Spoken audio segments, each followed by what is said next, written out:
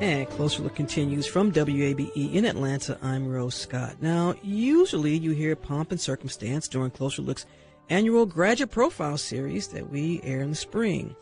Well, today we extend the series to this month. Joining me now is Sherry Jackson, soon to be Georgia Gwinnett College graduate with a degree in human services. Sherry, congratulations. Welcome to the program. Thank you so much, Rose. It's truly an honor. It's just days away, right? Yes, Saturday morning, 10 a.m. How many tickets you got? None. I gave them all out. How many folks you got coming? 8. Yeah. Mm-hmm. Yeah. Yes. Before we talk about your journey, I want to take a moment and I want you to talk about your mom and your aunt and what this moment means to you because of them. Excuse me. It's okay. Take your time. We good. It is because of them, because they believed in me. I was a caregiver to them for a number of years. And when they died 6 months to the day of each other, I was left with all of this time on my hands. And so during the course of me being their caregiver, they often encouraged me to go back to school so that I could help others, because taking them to doctor's appointments, I would see older individuals in there struggling, or just people struggling while their caretakers were on the phone, and I have to go up to them and say, hey, you are here to serve this person. Mm-hmm. And so they believed in me when I didn't believe in myself. And so when they passed away, I was left with this time, and the jobs that I wanted all required a degree. So it was time. I had time to go back to school to do that. What year was that? That was 2018, yeah. August of 2018. Were you a little nervous, being a returning student? I was. When I had, there was only a few, what they called at the time, human service or human development and aging programs around. And Georgia Gwinnett College was my third stop of the day. Mm-hmm. And I had already told myself if it didn't work out, I was going to have to reassess my options. And after visiting 2 other campuses that day, I walked onto that campus, and it was just something that was different. Yeah. I felt like this is where I belong. And so that was it. You're a mother of 2 as well. Yes. What did the kids say? I call them kids, but right. Now they're not anymore. They are beautiful humans, grown-ups. They have always been in my corner, encouraged me and supported me, and told me not to stop, even when I doubted myself. Yeah. They have been my biggest. That's important. My right? biggest supporters, and I don't know what I would do without them. They are my best accomplishments outside of this degree on Saturday. And they are my support. What are their names? EVA, who is 29, EVA Osage, and Nelson Jackson III, who is 21, and also a student of GGC. Yeah. Yeah. The holidays are coming up. Kids, I hope y'all got something good for mama. No, save your money. Put it in investments. Oh, spoken. You know what? Let me get out your business. High yield savings account. I'm taking some notes here. Sherry, let's talk about balancing work and school, and then also still being a parent. How'd you get through that? It has been a difficult journey. At the time when I started, I've had some health challenges. I had a husband who had some health challenges and things like that. And so it is truly the grace of God and the universe. Honestly, to God be the glory. I am a testament. I remember years being younger, always questioning my purpose. Why am I supposed to be here? And I don't think anyone else in my life could have been there for my mom and my aunt and juggled family and did the things that I've done. And I'm not saying that egotistically, but I think in that journey, he was showing me my purpose, or she was showing me my purpose. every step of the way. And so I like to say that it was not easy, but things had a way of just always happening, always opening, always making a way. And that's got to be God, the universe, higher power. Yeah. I mean, it's just been beautiful as I reflect. What about with your professors? Now is the time, because now you're about to get a degree, so you can thank all the professors you want, or you can tell that one professor, look, that class, I don't know, but I got through it. No, my professors, the School of Liberal Arts at Georgia Gwinnett College, has been phenomenal. But I have to give a special, please, shout out to Dr. Elizabeth Cavalier, whose learning style and technique always talked me off the edge when I was stressing about if I'm doing it, how I'm doing it, or whatever. Being in her class, her style of teaching, her love of scholarship always gave me that safe space to just take a breath. And even in this, just to let me know that I'm worthy of this and to just enjoy the journey. So thank you, Dr. Beth Cavalier. Yeah, a lot of kids now, I'm going to take our class. It's wonderful when you have a professor. I think of two, Dr. Warren Swindell and Dr. Mildred Lemon, who I had in college. It's so wonderful to have professors who are there for you to help you along the journey. So now let's talk about the future in terms of this journey. So now what are you going to do? Well, you got a resume? Do I need to send it out to some folks? That would be good. Okay. So y'all listen to this program because I'm going to need a new job. Okay. But I really want to, I can't believe I'm saying this. I am considering master's programs. But on holistically, the bigger picture, I really just want to help those that get overlooked and underserved. Mm-hmm. I currently work in a DV shelter and work the crisis line. Mm-hmm. And so I live in Gwinnett County, and the need there is great. Mm-hmm. A lot of the shelters are in the Atlanta metro area. And so I would love, and I'm hoping to maybe partnership, but I would love to start my own business of advocacy and maybe just add some housing to bring people off the street, because there's a great need, mm-hmm. and I've learned that. And Sherry, when we talk about a human services degree, that can be anything from case management to maybe counseling and yes. things of that nature as well. Mm-hmm. Because when I look at master's programs, I'm thinking of maybe public administration or policy, because also I want to help change some of the rules with like Medicare, and to just really make sure that seniors get affordable housing, that they get the care and the medicines that they need. They've lived a full life, and they don't deserve to be cut off at the end of their life. Mm-hmm. And that's the time when we should rally around them and support them. I have a listener who says, Rose, tell Miss Sherry congratulations, and please send me her resume. See? Now, all right. Now, here's the thing. Full disclosure. I know. I am not a employment service here at WABE, but I appreciate y'all on that. I want to go back to your son for a moment, because you all were in school at the same time. He still is there, yeah. And I want him to walk his journey. Let me be clear on that.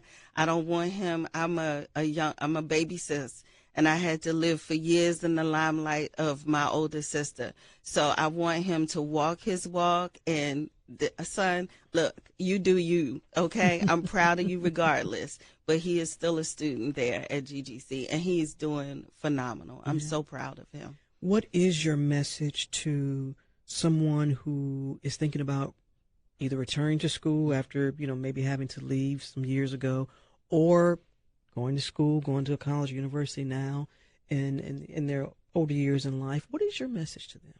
Well, first of all, I know the term is non-traditional or untraditional student. Guess what? We are students, and it is never too late. I think that, when I see stories of older people who graduate in their 80s and 90s in a wheelchair, that's been like the encouragement and support that I've had along the way.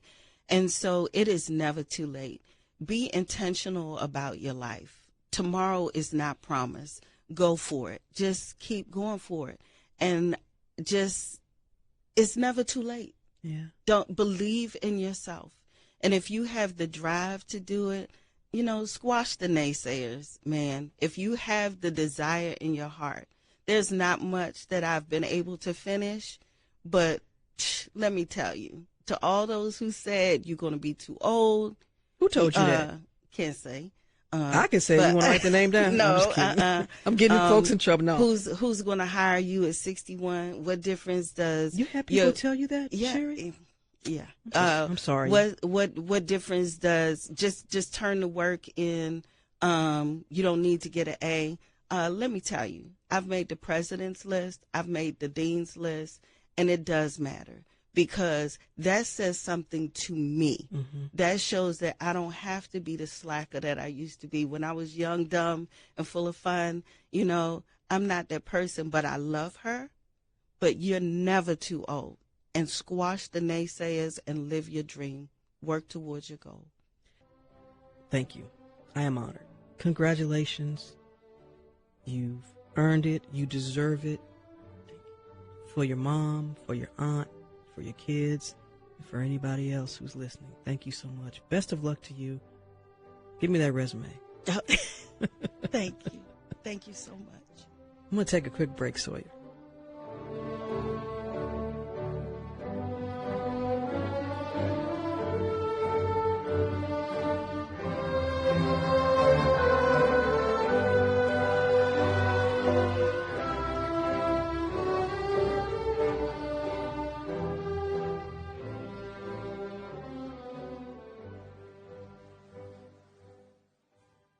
Are new tonight, not one, not two, but 6 racial discrimination lawsuits have been filed since last year against Dow Chemical. The plaintiffs are African American and claim their Dow coworkers and supervisors discriminated against them.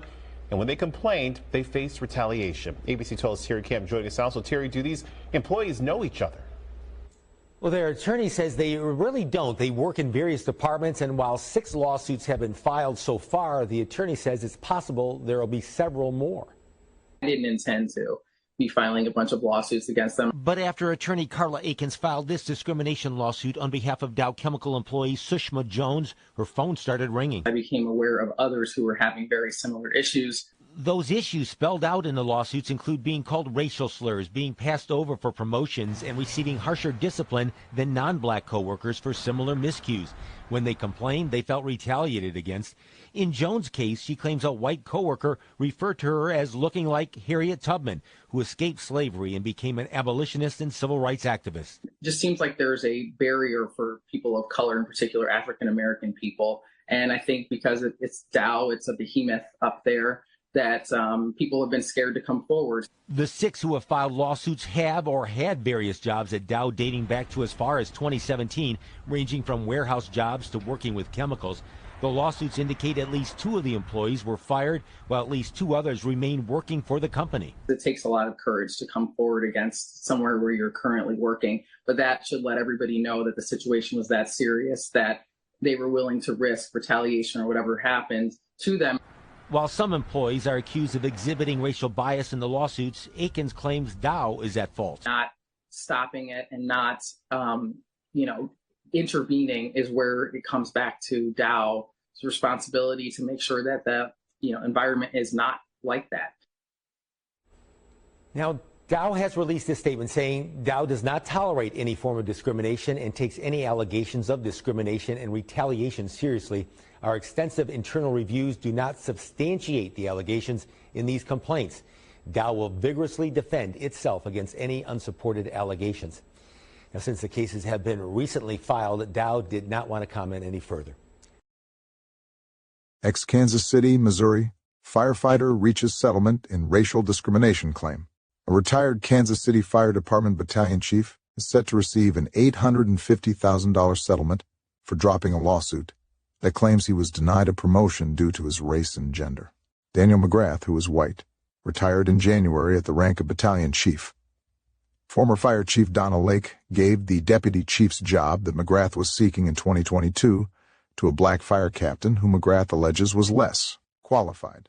The lawsuit claims that Lake signaled her intentions to pass McGrath and others for promotion when she allegedly told a top subordinate that the days of the fire department being ran by older white men are over.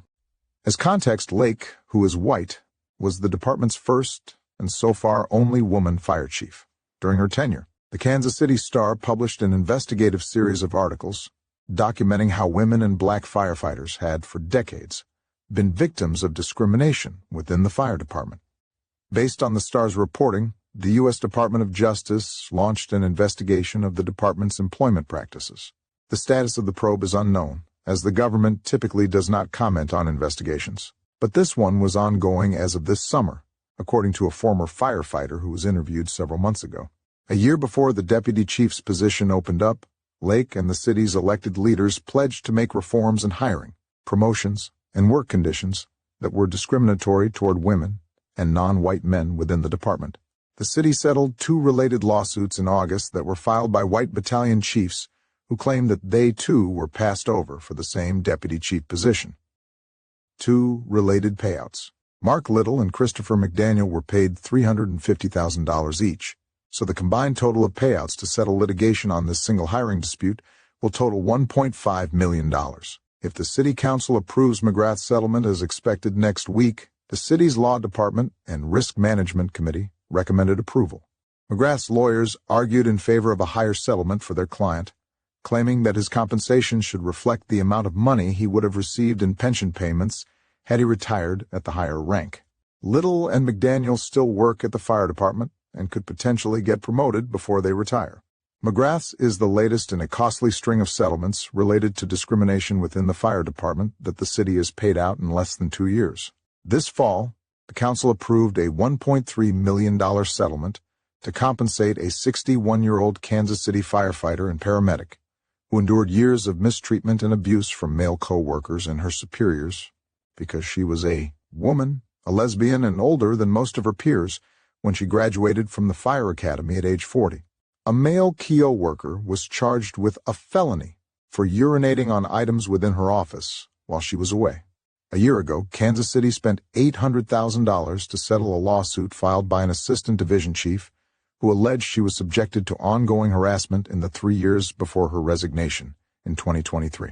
Combined, fire department discrimination settlements reached over the past year totaled $3.65 million, far exceeding the $2.5 million that the Star's 2020 investigation found that the city had paid out in judgments, attorney fees, and court costs for discrimination cases during the preceding 20 years. Recently, the city and the firefighters union agreed to a new 5-year labor contract that would put limits on the rights of future members of the department to file discrimination lawsuits. Those in the local 42 bargaining unit hired after next May must have most discrimination claims adjudicated through arbitration, a process that experts claim favors employers over employees. That would not apply to battalion chiefs who have their own union. Those in higher ranks do not have union representation. Welcome and thank you for joining us here on The Factor on Censored tonight. Today, Houston City Council approved an $850,000 settlement with former Houston Fire Department Captain Melinda Abbt. This comes after her attorney says she faced a nightmare while working for HFD that left her embarrassed, humiliated, and demanding justice. What happened? Our guests are here tonight to break it down for you. Abt's lawyers are Joe Ahmad, Karina Sanchez-Peralt, and Jordan Washour. Glad to have you all here on The Factor Uncensored. So, Joe, let's start off with what happened to her as a captain, supposed to be respected, in the fire department? Well, that's the problem. She wasn't respected. They had some firefighters that broke into her computer, actually searched through her files, found some, very intimate photos that she had taken for her husband, and then they secretly downloaded them without her knowledge. Mm-hmm. And so, when she found out about it many years later, because one of them, who viewed it, because of course it was played for several people at the fire department. It was actually emailed by the person who broke into her computer to several firefighters. One of them, years later, finally came clean. And so when she found out, as you can imagine, it was quite a shock. And Jordan, you were there with her. You're her attorney. You know what she went through. What was that like for her, knowing that this could have been passed around not only between two, but others, more than likely passed around to other members of the fire department and the public? I mean, it was horrifying for her. She had to see a staff psychologist for many years. She was diagnosed with PTSD, and she lost her career because she could not be sure that she would not have to work with people who had seen her intimate video. And it was horrible, but we were very proud of her for being willing to file this suit and step forward and fight for what was right, even though it was going to bring up this case and what happened to her for many years more. And Karina, she had to file a lawsuit. Initially, what did the city of Houston and HFD, the fire department, say when you brought this to them?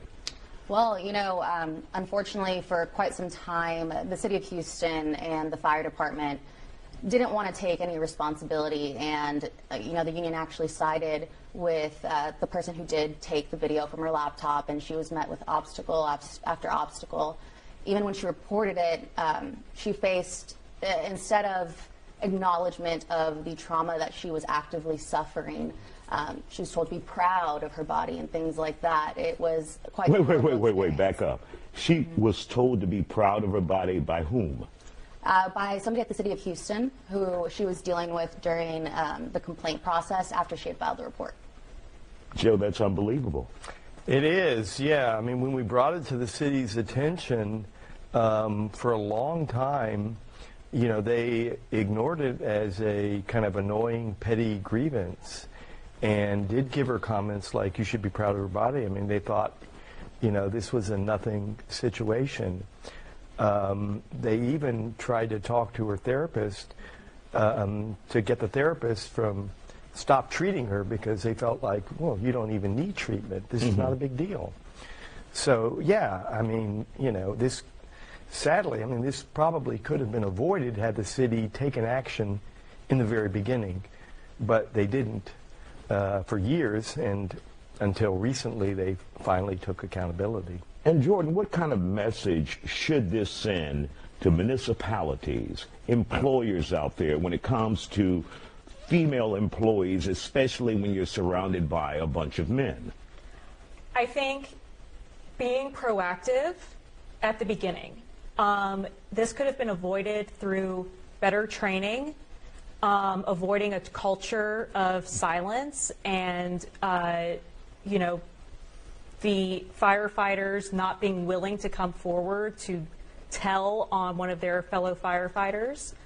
So being proactive and understanding that these kinds of cases can have serious consequences, not just for Ms. Abbt, but also now for the city, who have, you know, with a new administration and a new fire chief, have taken responsibility. And Karina, did you guys ask for any of that? Obviously, you can ask in a civil lawsuit further training for employees who may be insensitive to women or what have you.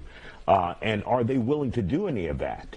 So, yes, in fact, we requested discovery on the trainings that were alleged as mandatory sexual harassment trainings and discrimination trainings. And unfortunately, what we found is that while the firefighters, their captains or their district chiefs, kept up with them completing the regular trainings that you need to do your job as a firefighter, when it came to these mandatory discrimination and sexual harassment trainings, they not only weren't being done, but there was no punishment or discipline or follow-up on them actually getting done. And for any of you, for women who feel like they may be victimized in the workplace, what best advice would you have for them if no one is listening, no one wants to hear anything you're saying? Well, I mean, first of all, I would take a cue from what Ms. Abbt did, which is bring it to the attention of your supervisors, and if you don't get the appropriate response from your supervisors, keep taking it up the ladder, so to speak, until you get an appropriate response. And document everything. And you have to document everything, because unfortunately in this case, unless we had documented evidence, none of this would have ever been addressed. And look, realistically, Abbt was more determined than a lot of people out there. I mean, candidly, she went through, some horrible suffering, and she kept at it for years. And my only advice would be, you've got to keep fighting. All right. We want to thank you guys for joining us here on The Factor Uncensored. And, of course, like they said, keep fighting and go up the ladder and make sure you document everything. Coming up. Mr. Kerry said that like he listened to Context of White Supremacy on occasion. Maybe. Probably not. Gus T. Renegade in for another broadcast, hopefully to share constructive information on the system of white supremacy. Today's date, December 13, Friday, 2024, so I have been told. Before I get to anything else about neutralizing workplace racism, I've been talking basically in the holiday context because we had Thanksgiving, right, a couple weeks back, and then the big one is coming down the line. And even, I said the same thing for Halloween a couple months back and all that, all the same thing. Today is so-called Friday 13th. Any of these old, goofy pagan ritual type days, April 1st, anything like that, I am not participating. It's St. Patrick's Day. They say, if you don't wear green like you're a leprechaun, all that, they come and pinch you, and then they pull practical jokes and such on April 1st. Now, I don't know what they do on Friday the 13th. They might try and come and scare you or, whatever. I'm not vested in none of that. I'm not even doing the white Santa, white elephant. I'm not doing none of that. Not doing the gift exchange. Don't decorate my office. I don't want to do the happy birthday. Nothing. Much less come around, go to, oh, Lord, ooh, the goblins and ghostly, ooh, they're going to get you. Come on, man. Come on, let's get to work, man. We got my bonus the end of the year coming up, man. Got my vacation time approved. How about that? No holidays, nothing. No birthday, no Guy Fawkes Day, no nothing in the workplace. Let's behave, and really, let's be a grown-up, man. I could see maybe if we were children, if you had a classroom of kindergartners or something, oh, yeah, I'm going to do Halloween, you got the little 3-year-olds. You're working with 30-year-olds and 40-year-olds and 50-year-olds. Act like an adult, man. Let's see. Neutralizing Workplace Racism. The number, 605-313-5164. The code 564943 pound. Press star 61 if you would like to participate.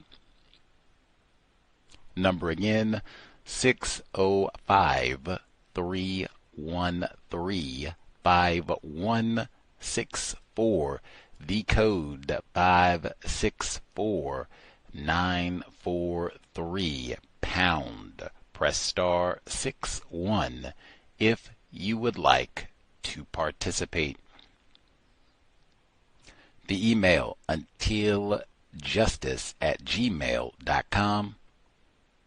untiljustice@gmail.com.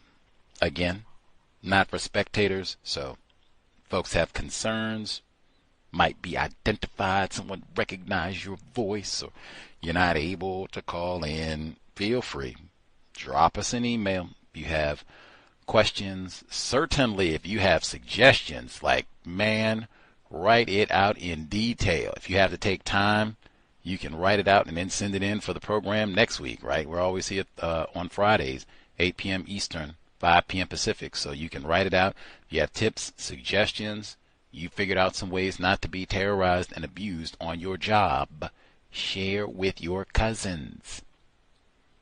If you're trying to dial in and the phone line is uncooperative, you can always download the free conference call HD app. It's free. Works around the world. We've even had some of our guests download it, use it. You can use that to listen and or participate. Works just like the phone. Once you have the app, you'll see the interface. It looks just like a phone dial pad. Sometimes the number will already be there. You can put the code in. Boop. And same procedure if you want to participate, star 61. Free conference call HD app. Download for free. A few things before we get to folks who wrote in. The segment, Atlanta Public Radio, they had Miss Sheila Jackson as a guest on the program. She was talking about her academic accomplishments and about to graduate the quarter. This was the last day of the quarter at the University of Washington today, so it is that time for some people. I'm glad I never had to do that, graduate, because it's all cold and icky, or I guess depending on where you are. It's not that cold in LA, but still, I'd rather do all that March and graduate, celebrate in the springtime, flowers and whatever. Anyway, but congratulations to Miss Jackson. I thought that was significant because she talked about being older, Miss Jackson, and having more time to go back to school. After her parents passed on, she was a caretaker for them, and they always encouraged her, use your time and energy, go back to school. And then once they passed on, she had more time, so that's what she did. Now she's thinking about going to get a master's. The use of time and energy. Race soldiers do a lot, like that 40 hours, and a lot of us might be 50 hours, 60 hours that they require us to turn in on the plantation. Man, it is very difficult for us to utilize our time. Then they waste. See, we had people who called in and talked repeatedly about how even when you do, your 40, 50 hours required on the plantation, then you get free time, so-called, a day off, and they got to call and harass and text and when you coming back, do you know where, do you think you can pick up, and all that old nonsense where you can't even get no time and energy to yourself to think, rest, anything, produce justice, none of that. So use of time and energy is very important, and racists, they really have conditioned us to either you'll just use your time and energy for however I say so, or it will be wasted. I think Fuller has said, eat, sleep, wander, bump. Where we really, that's how we've been conditioned. If we have free time and racists aren't over us with the whip, do this, boy, get over there, gal, yeah, that type of thing. Eat, sleep, wander around aimlessly, bump into another non-white person, and then, coon, which way you go? And then we get into the conflict, which is pitifully accurate, nigh on 2030. She didn't do that. Miss Jackson, she went back to school. Even being older and, young white children might tease me and, what are you doing in here in our class? And go back to school, get me a degree. And they're talking about having longer life expectancy, at least for some people, not black males. But longer life expectancy, if you're going to be here longer, oh yeah, go back to school. Learn something constructive that you can use. They have classes on all types of things, even cooking classes. But go back to school. Learn something constructive. Mr. Fuller has talked about that. Even have in mind, I'm learning skills that will help with the production of justice. And you've got all the silver tsunamis, people that are too old and retiring and opening up jobs. So with all of that, hey, go back to school. Keep an eye out. If anything that you're interested in, go back to school, pick up a trade, pick up a skill. That is a much better way to use your time and energy than eating, sleeping, wandering, bumping, video games, Hulu, Netflix, video games. I said we play a lot of video games. Let's see. The next one, Dow Chemical Company. I was in California when the first round of reports came out about Dow Chemical Company and all these allegations of racism and passing over black people for jobs and such. And then it got updated this week that this is going to continue. So hopefully this will go to trial. Maybe the black people will get massive sums of money and all that, and then we'll get to hear even more details. One, it was almost passe where they were talking about black people being passed over for jobs and they didn't get promotions that white people did, being treated more harshly. Yawn. We've heard that before, but that's one, again, Mr. Carey told you, document, because they were talking about being passed over for jobs. Maybe you should even record. They generally announce like it'll be something you at least have to do a golf clap if, such and such gets a promotion or a new supervisor, that sort of thing. Write all that information down, at least while you're working there, at least for your department, I would think. That way you'll have a record. who's, the supervisors who got promoted, that sort of thing, all that. Well, you'll have more data about what's happening around you. That's where the focus should be, not less, can we get a pink Christmas tree this year? Be diverse. Incorrect focus. But with Dow Chemical Company, when they started getting into more of the details, they said one of the black workers, they said a white person came and said, you know who you remind me of? Remember old Harriet Tubman? Document everything. Now that just right there, because we've had so many situations that are so similar. Other people, have come in and talked to us about, people saying similar things. You look like such and such black person, who's been dead for 200 years or was a slave, or, remind me of DMX or whatever. All of that stuff. Document everything. And that's one, beautiful. You can take that a lot of different ways. So they come in. Hey, look here, Keisha. Wow, just look at you. Wow, you know who you remind me? I came around and it just, you remind me of old Harriet. Yeah, Miss old Harriet, like they knew Harriet Tubman. Now, you could take that, repeat that, please. And you break out your iPhone, you close your free conference call HD app, you write it down. Boom, boom, boom. Remind me, oh, Harriet. Didn't even say Tubman, just Harriet. Or, hey, Keisha, you know who you remind me, old Harriet. Why do I remind you of old Harriet?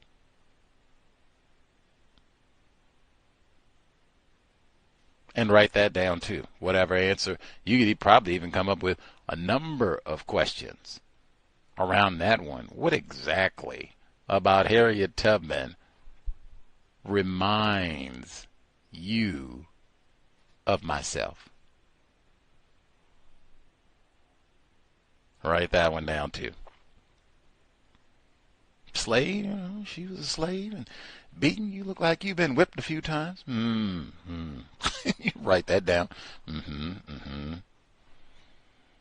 Document all that, and I would hope and pray some of the other non-white people are around hearing this. Maybe they'll document too, so we'll have two sets of notes to corroborate that this did happen. And yep, she didn't even say Tubman, just Harriet.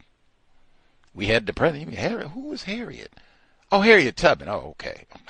Did you meet Harriet Tubman? Do you know her? Oh, okay. Write that down too.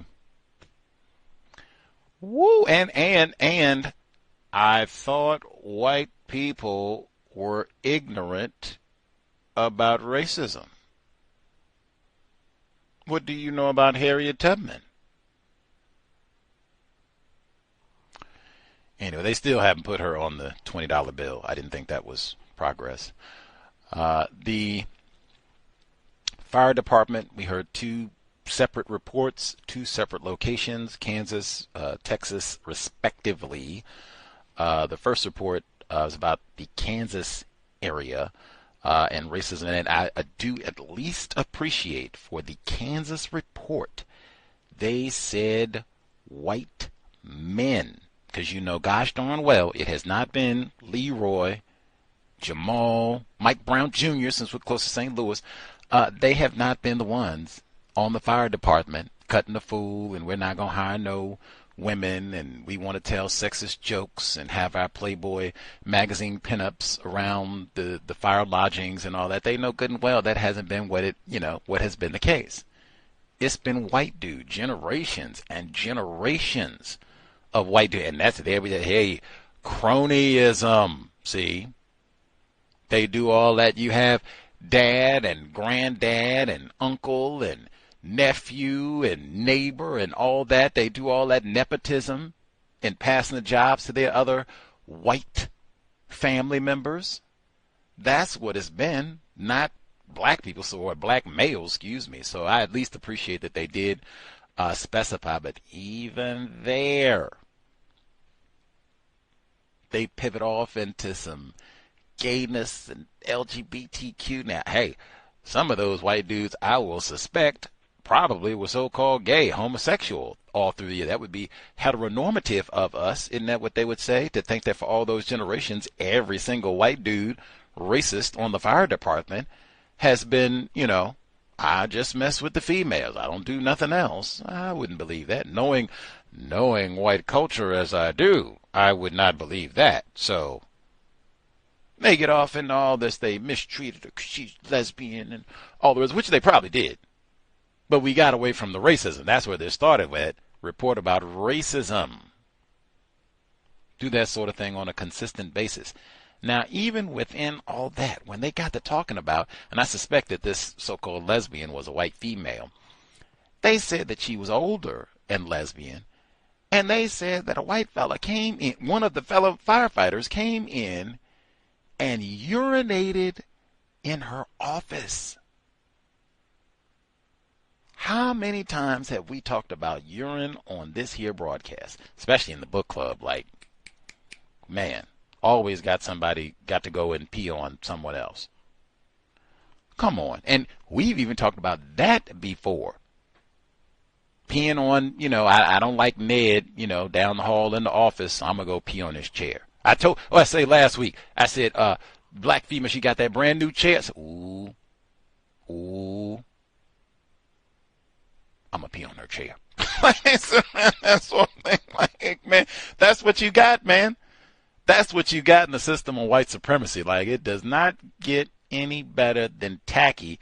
You better check your chair, see if it's moist before you squat. See? Don't get any better. That's what I'm saying. Like, nah, man, I'm not doing no potlucks. I'm not eating nothing. Like, this is not the first time, man. Really, you could even pull this. We're talking about fire department. Retired firefighter told us repeatedly, man. He said, I'm sitting there working and they, put a penis on the fella's head, black fella's head. It doesn't get any better than tacky, and then you got to be doing something with your genitals. I got to find a way to dominate and mistreat you with my genitals. Come on, man. I guess you document that too, but at minimum, I always think it's important to have that as a reminder, because I can't even say that's at the extreme end because that's so common. Peeing on somebody. I mean, particularly, I bet now, if you investigated for like the fire department, police department, those type of environments, oh man, I bet that sort of thing is real common. Real common. Much less the other like 9-to-5 jobs where people are in an office and, got high heels on and a suit and a tie and all that. I suspect it happens quite often there too, because that's the context that we heard it before. Anyway, the Houston component of all of this, where, now I don't know, you can investigate, make this your own counter-racist exercise. I don't know if Melinda Abbt or Abbt, yeah, A-B-B-T, Melinda Abbt. I don't know if this is a white person or a non-white person. Houston Fire Department. But they said she had her laptop and she had whatever. Now, I don't know if this was her personal laptop or like the Houston Fire Department's device. That wasn't clarified. If this was her device, I would have very different things to say as opposed to if this was the department's device. And they didn't clarify that. Now, if I wasn't listening closely enough, my bad, Mr. Carey, and all the rest of it. I have to investigate to see now, was this her personal device or was it the department's device? If this was her personal device, different set of thinking about this whole process, because these are individuals who would urinate on your chair if your back was turned. And Mike Swango, they would urinate on your chair or in your 7-Up if your back was turned. So I'm going to be very careful with my personal phone, laptop. We've heard that before too. Matter of fact, we heard people, they just got up to go to the lavatory, powder my nose right quick. had their phone charging. That was even specified. They said I wasn't just being tacky and shiftless and leaving my personal property out, in the open. I had my phone charging. And I was just going to powder my nose quickly, and then I come right back. In that quick, how long do you think it would take? Let's say 5 minutes. We'll put it at 5 minutes to go. Quick run to the bathroom, wash your hands, and you get back. Within that 5 minutes, dang, somebody has been messing with my phone trying to see if they can get the password. What? Check your chair for moisture.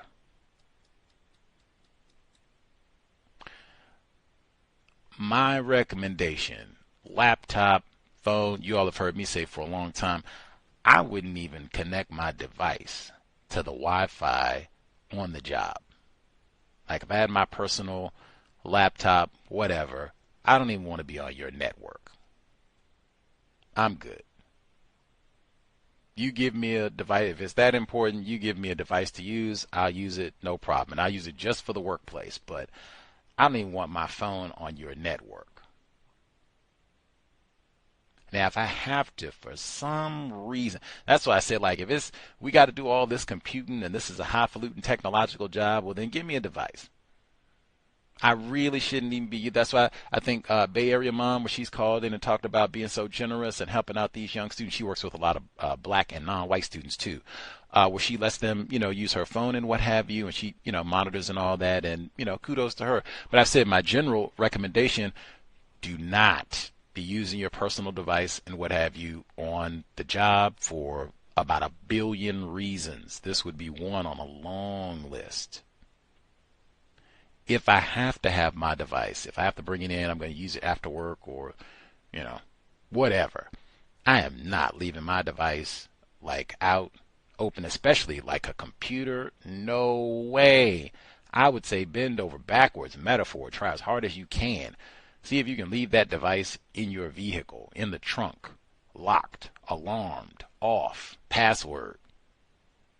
If you gotta bring it in, same thing I've said before, man, can you turn it off, password, leave it in your briefcase or bag, zipped, closed, so it's not even obvious, it's not even something that people would see, when they first come into your office or workspace or what have you, that, oh, he got his machine today. That wouldn't even be the case. Plus, it would take longer because they would have to take it out, turn it on, pass. See what I'm saying? It wouldn't be an immediate where they could just go and access whatever they want to. That's the type of thing, because this is another one. We've heard this many times over about white people snooping. I'm talking just about a book, mail, present. That's like somebody sent you a card. Or who? Somebody sent you a card? You got a suitor? What's going on? Pen pal in prison? What's going on? That sort of thing. We're just nosy. Again, they're not ignorant about racism. They snooping about you all the time. That's for the device portion of it. Now, whatever. They get in, they go find, download. That's, system of racism, white supremacy. No fault of her. She's an adult. She can do whatever she wants to do. If it's her device, just, man, these are not your homies. I say it all the time. They talk all that nonsense about family and friends, especially around the holiday season, and try to goad you into coming into or force you to come to the holiday party. Forget all that. They would do the same thing to you in a heartbeat.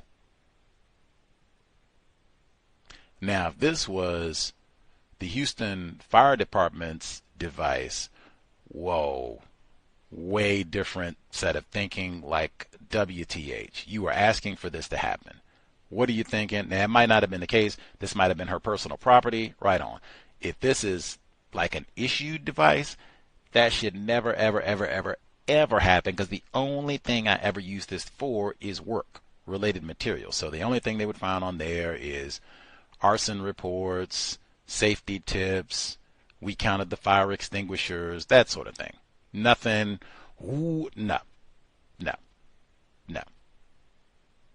If anything, take that as a reminder about not leaving your phone out, any other devices, tablet, anything else that you have. I said that books, all of that. Be very mindful about what you take into the workplace. I say same rationale that I give behind not having a whole lot of trinkets, decorating your work area and Christmas trees and all the rest of that sort of nonsense and pictures of your family and all that. Like, you work here. There should only be items that allow you to work and get things done. That should be the same thought process when you go into the building every day. You're not bringing a lot of unnecessary items, that you'll have to keep up with, that could be stolen, sabotaged, all the rest of it, urinated on, all the rest of it. Try to pack light. It's such a great recommendation. Pack light, and especially electronically. Pack light. If you got to do all this computing, they should have a computer there for you and the other employees to utilize. If it's really that important, they should issue you a, device, give you a laptop or what have you, and then you're good to go. She got her compensation or whatever. I did even have to pause because they said in an environment where they are insensitive to women. That is not how I would describe an incident like this. Like, what in the world? Like, theft of digital property, maybe, amongst the whole. That, in fact, I believe is a crime in some areas. Like, oh my gosh, like, yeah, they've made that might even fall into like revenge porn type statutes that they have in some areas. That might be a crime in some criminal activity in some areas. So, yeah, I would even be careful about, if they want to share that and all the rest with employees. That would be another one too. Somebody on the job, if they are circulating this sort of material, whoa. Do not ever. That would be the same thing. They come to tell you a whole bunch of racist jokes and all the rest of it. Stop right there. Do not ever, for any reason, send me any sort of material of this nature. Do you understand? Get back in the question lane on them too. Serious. Like, you have got to be out of your mind, because there's a lot of this sort. I told you it's got so bad that they've made laws about this. Revenge porn, they call it in some areas. Do not ever send me any content like this about anybody for any reason. I guess if it's me, maybe you can send it that way, I'll know so I can get to work. But other than that, like, come on. And then that's one you might have to think about snitching. Not for personal gain or get extra piece of cornbread, but whoa.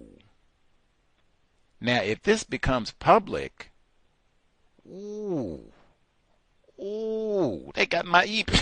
Like, I might want to, if this all becomes public, the way I talk about it all the time, this becomes public, they get a transcript, and let's get the list of everybody whose email was on it. Oh, man. I want a report in there, date, time, everything that I said, hey, whoa. I do not have anything to do with any of this. I did not request anything of the sort, and made it known immediately. Do not ever contact, forward, send any sort of content of this nature to me for any reason.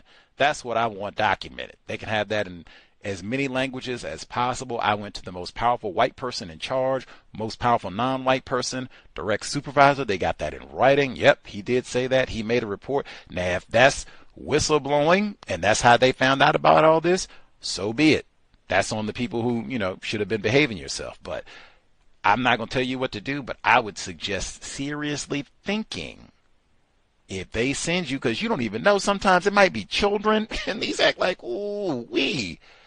nah, man, I don't think that's one. I don't know if I would want it to be that passive, that I just got it and I verbally, I'm offended, that type of thing, and that's not on the record, because they might finagle it and say that I asked to see that sort of thing, and I'm like, nap. Cease and desist, and I'm going to snitch immediately. And I maybe shouldn't even say snitch, should just say report, because again, I'm not looking for, an extra parking space, extra days off, anything of that nature. I just want to be explicit. I had nothing to do with this. I'm here to work, not engage in pornographic behavior. Man, and there's so much of this. Jesus Christ, that's another reason. No hanky-panky on the job. You have got to be joking. This age, everybody has HD phones except for Gus. Psh, man. Anyway, you can, if folks have a thought now, if you've been in this sort of situation before, I hope not. I hope not. I hope not. If you've been in this sort of situation, they're talking about sending, Nathan works on the first floor. Boy, we got the hot footage of him. He was with the secretary. If you've been in that sort of situation and you think I handled that in a really constructive way, let us know. If you were in the forward, they email, they send it around to other people who work there. Do you snitch? What do you think the best way to respond is? Just tell them not to send it, say nothing at all. Like I said, go make a report. This happened. I don't have anything to do with this. I just want it on record.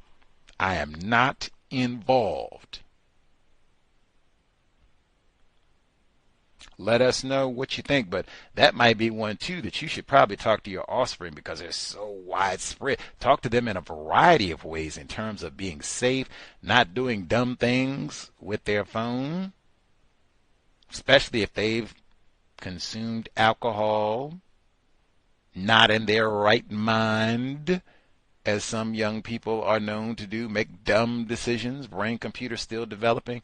That might be one to talk about, like, that can make a work situation real uncomfortable for years.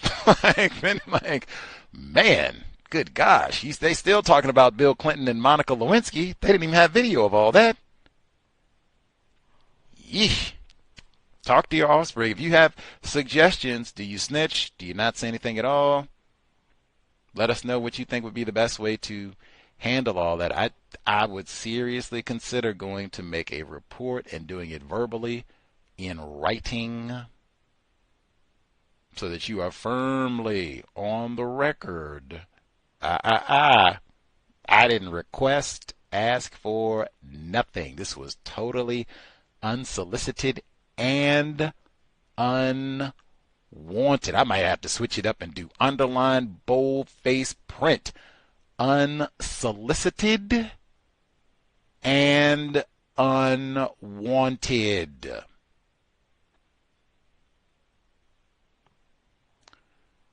Let us know if you have other ways, better ways, constructive ways of dealing with all that technological hanky-panky in the workplace. The number 605-313-5164.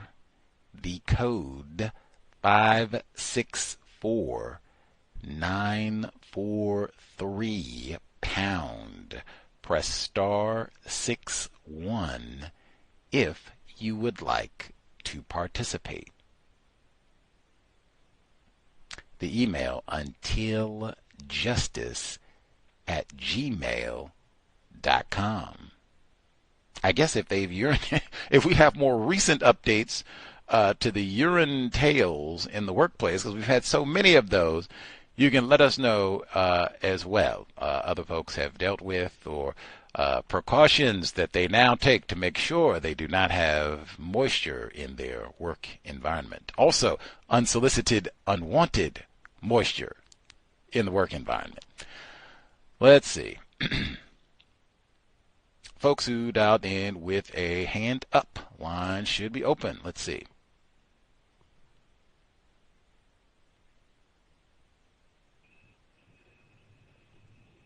May I be heard? Yes, sir. Greetings, Gus. Greetings, callers, listeners. To your question, first off, it does depend on the situation. I think if I foresee a serious situation occurring where, especially if it's non-consensual, where somebody steals somebody's data and it's something sexual of that nature or even personal or private that they didn't wish to share, and I could definitely have some kind of foresight and be aware that this is definitely going to come back, I'd definitely report it. On the other hand, if it is something consensual where two people are involved in a scenario and it's very clear that they're doing what they're doing because they want to, I would kind of turn an eye because I don't even want to be a part of it. I don't want to be a part of it if I don't have to. That's kind of my take on it. Again, it does depend on the situation, but that's my perspective on that part. I believe you speak to this quite often, which is understand that you are being monitored at work all the time. And especially in corporate spaces, there are cameras everywhere. And I had the privilege, I work in IT, and I've had the privilege of going into the security offices, and I could see those tiny little cameras that you see above your head. They have the ability to zoom in to your computer screen. Like if it's in any position to accurately see what you're doing, like if it's in any location, it can go zoom in to your screen to exactly what you're typing. So there's no shortage of surveillance in corporate spaces. And also the other thing is that, you know, any devices that you have, like you just mentioned, don't even put your personal information on there. I mean, I've seen people do it working in technology, but I don't even understand why people even try to put their personal information in there. And I mean even pictures. If you could take them off, take them off, because the company may tell you they don't look into that, but if anything happens, they can see everything that you've done, everything that you've done. So it's something to really bear in mind as far as a very serious warning. As far as my personal take, and one more thing, a bit of advice: if you have a laptop, desktop at the office, and you get up and leave, and you don't lock it, whether it's a PC or a Mac, anybody can go into your computer at that point. It doesn't take any special software to just walk up to your desk and go through your machine. So if you have a PC, there's a function where you hit the Windows key and L to lock the machine.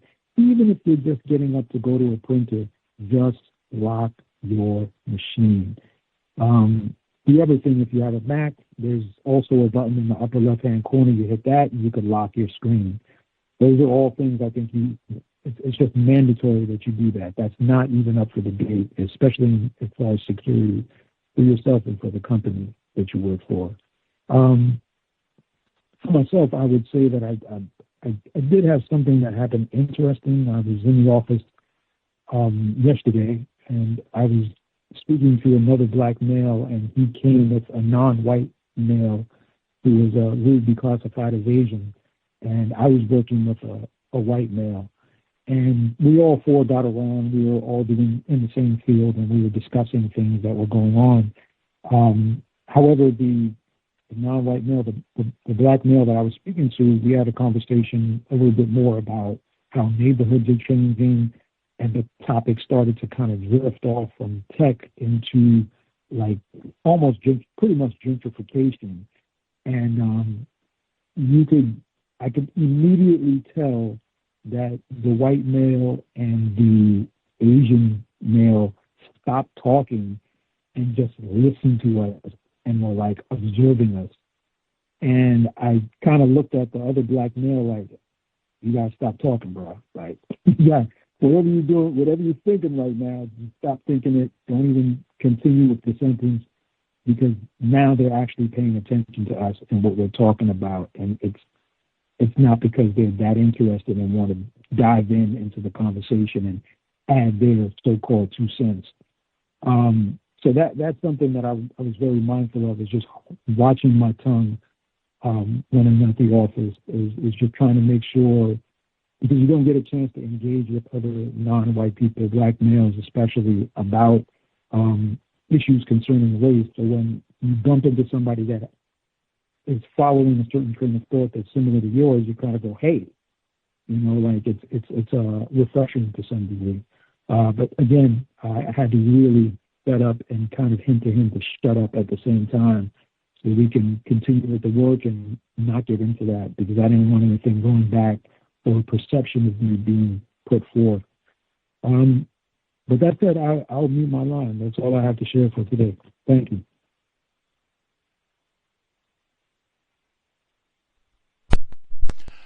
Much obliged, caller in, pardon, New Jersey. All eyes on us indeed. One great point, I think he was talking about, kind of depending on the context for the pornographic situation, if it looks consensual, he said, and, these are two people, there's no criminal activity going on, this is just them doing their private whatever. Yeah, I don't want to be involved, whatever. If it looks criminal, might have to go report. Right on. That's certainly one department. And even that, because the case that we heard with Miss Abbt, Melinda Abbt, that was consensual, but ended up being a problem. I said even that might be criminal because they stole this content. That's another one. Like, even if the adults involved are consensual, was this legally acquired? That might be, and you might not even be able to ascertain that, immediately. Man, whew, lots to process on that one. My lean would kind of be to report. Oh, man. I didn't want to be on the no snitch team, but man, I would be on report just because it can be difficult to ascertain that was this legally obtained? Is that going to come into question? And are they going to say that I requested this at some point? That old Gus, he got a little R. Kelly in it. He liked this. He said, yeah, you got it, send it to. See, they say that so then everybody believe that. Oh, yeah, that Gus, he been a coon. They believe that, see. I don't know. Other folks, if you all got thoughts on that one, definitely let us know. 605-313-5164, the code 564-943#. I for sure want to comment. And he said he's there, got all these non-white people and a white person, and the black people get to talking about racial dislocation, also known as gentrification. Eep. I do say no discussing racism in the workplace. Shouldn't, race. He didn't say racism, but he actually said race. But no discuss. I would not be talking about any of that in the workplace. And he said the white people, the white man got quiet. So-called Asian person got quiet too. But the white man,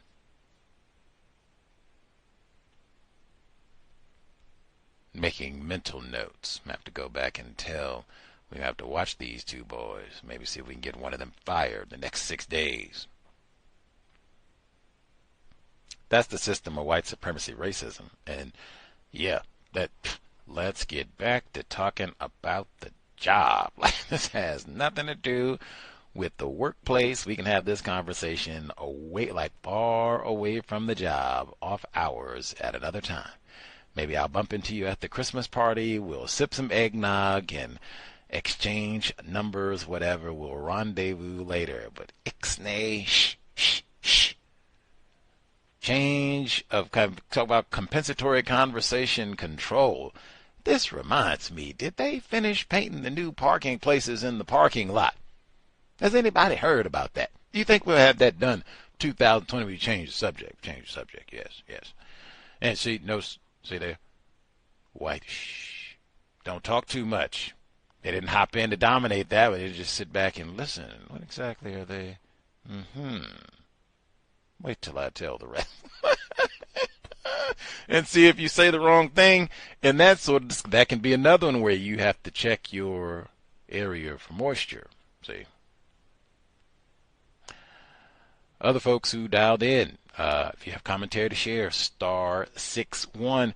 Do you report if you get included in the pornographic email, or do you ignore? What do folks think is the kind of best way to handle that? Hello? Yes, ma'am. Our caller in Georgia. Hi, everyone. I hope everyone's having the best evening they can have. Great clips as usual. In terms of the the inappropriate pictures or whatever. My first job out of college, that happened. I was, well, what happened, you know, we all, the black people, I guess, they just, you know, oh yeah, we black at the time. Ooh. So I guess this one person thought everyone was, you know, okay with certain things. And, you know, you get the first one, and I was like, and then after a while, I just told the person, could you stop sending me these emails? Like, what is your, in my mind, I'm like, what is your problem? Like, I'm thinking I'm going to get fired. Like, and this was over 20 years ago. And I guess I was out the loop because I never got anything from them after that. So I was out of the cool club or whatever. But that did not bother me because, I mean, that's just crazy. I'm at work.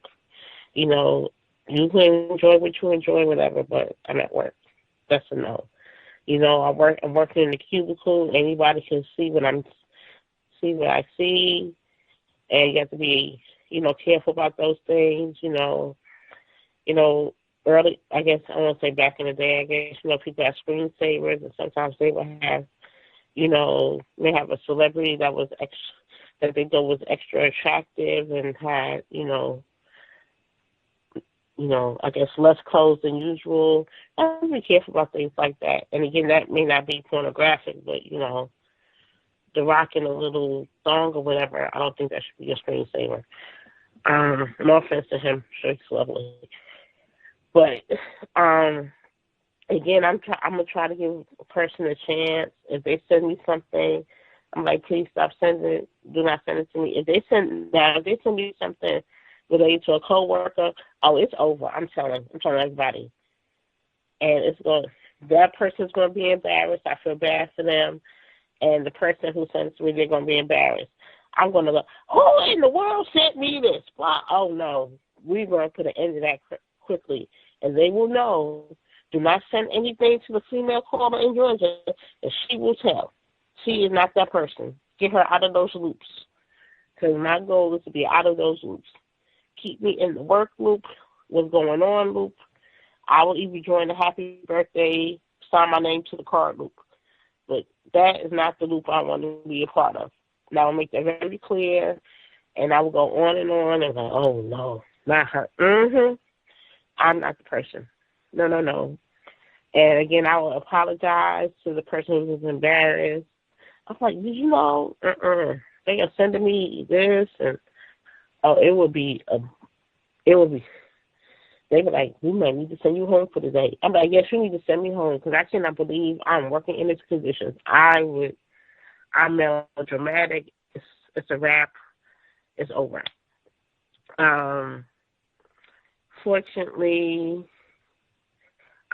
where I work, at least every other year, because I think I did it last year, at least every other year they make you watch sexual harassment. It's very comprehensive. It's like 3 or 4 hours. It's like, oh my God, I get it, don't do it. But I mean, they seem to be very serious in presenting the information. Now, I think that's throughout the execution if something does happen. But the presentation seems to be very serious about it. So I don't want to hear any racial jokes. I'm not the person. I don't want to hear it. And I don't want to be the person that needs to be tailored. I really don't need to tell me to calm down about certain things in general. For example, my job started again last Friday, and on Monday we had a meeting, and I was talking about one of our team members who got promoted. And they were like, oh, be careful, manager's on duty. I said, no, you don't have to tell me manager on duty. Billy, his name's not Billy. Billy got promoted, and I'm very happy for Billy. I could say that to anybody, anywhere. I'm not ashamed of being happy for Billy because he got promoted. Yay for Billy. You know, I knew when I signed in, knowing that I'm going to a meeting, knowing the manager's going to come and talk to us about things. I know what to say. I'm not new. I'm not new to meetings. I'm not new to diverse environments. I'm not new to saying the right and wrong thing. Now, sometimes I may be a little frank and direct, but I stand behind what I say. I think about it. So if I get in trouble for it, then I guess I'm just going to get in trouble for it. Try to say what I mean what I say. So if something like that happens, again, if it just happens to me and it's a general thing, please do not send this to me. Leave me out of this. If you send me something about a coworker, we're going to nip this in the bud.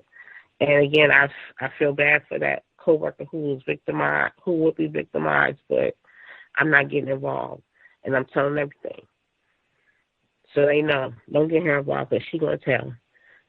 I want to be out of the loops. Like when people talk about these events with Sean Combs, whatever, they're like, no, I left early. I don't know what happened. That's my story. I left early.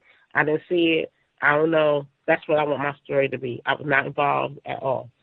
I just work here 9 to 5 or whatever, and I'm out. Speaking of my workplace, again, we started last Friday. I talked to my manager on Saturday, and we get paid for every phone call. So if he calls you, so the meeting, I tried to stretch it out. I think I took it out last week. Tried to stretch it out, but I couldn't. I only talked to him for 5 minutes. I was like, oh, man, I'm trying to talk about Thanksgiving, everything. Because as long as he calls you, you get paid. But, he had the same story from last year. The company got plenty of money. He said it again. We supposed to have 2 hours for our computer set up. I told him I was having computer problems. He was like, no worry.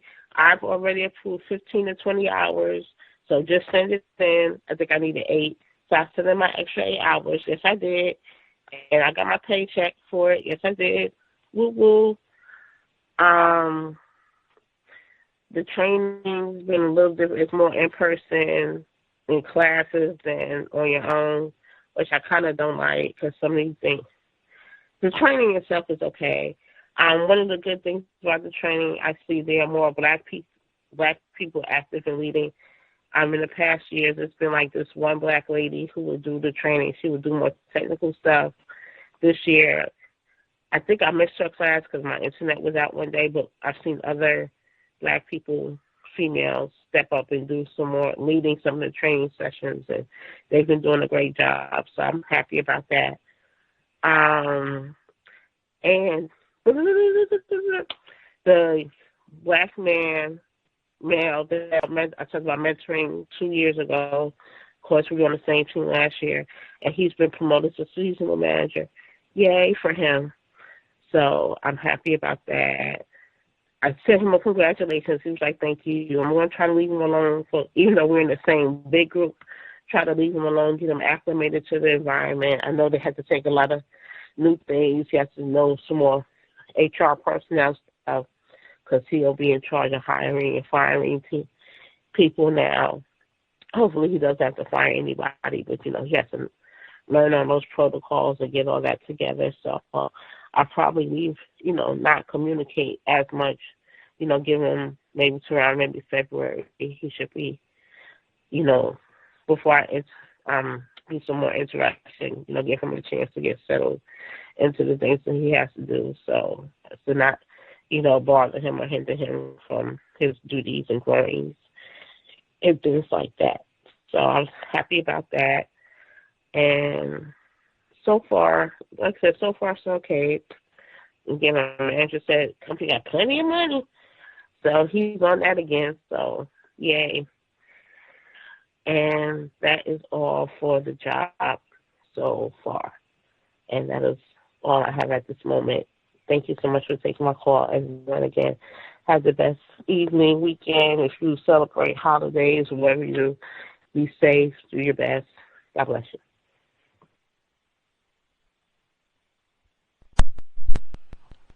Bravo, black female caller in Georgia. Got a teaspoon of black male privilege in there. Congratulations to your guest person that you coached along, and now he's been all promoted and such. Bravo. You can check in with him, give him a Black History Month fist bump, and salute all that for February. But congrats to him, and bravo, she got some extra nickels. They had more black people in the training than she got more nickels to get the computer taken care of. That's bravo. Hopefully she'll get an obese bonus for the end of the year, since that's coming up too. So great. go and, even since they got plenty of money, they got no excuse to be cheap with the bonuses.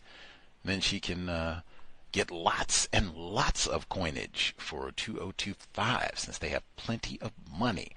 Love that. Said that, I remember that last year, like reminding folks they have plenty of money. Let's just stay focused. Work as much as possible. Let's get this money as much as possible. She said, black female caller in Georgia, I am snitching. Now I said, hey, that might not be the best term because I don't think she said anything about personal gain. I just want it to be known. Didn't have nothing to do with me. I was not involved. If it's a coworker, oh no, I'm snitching immediately.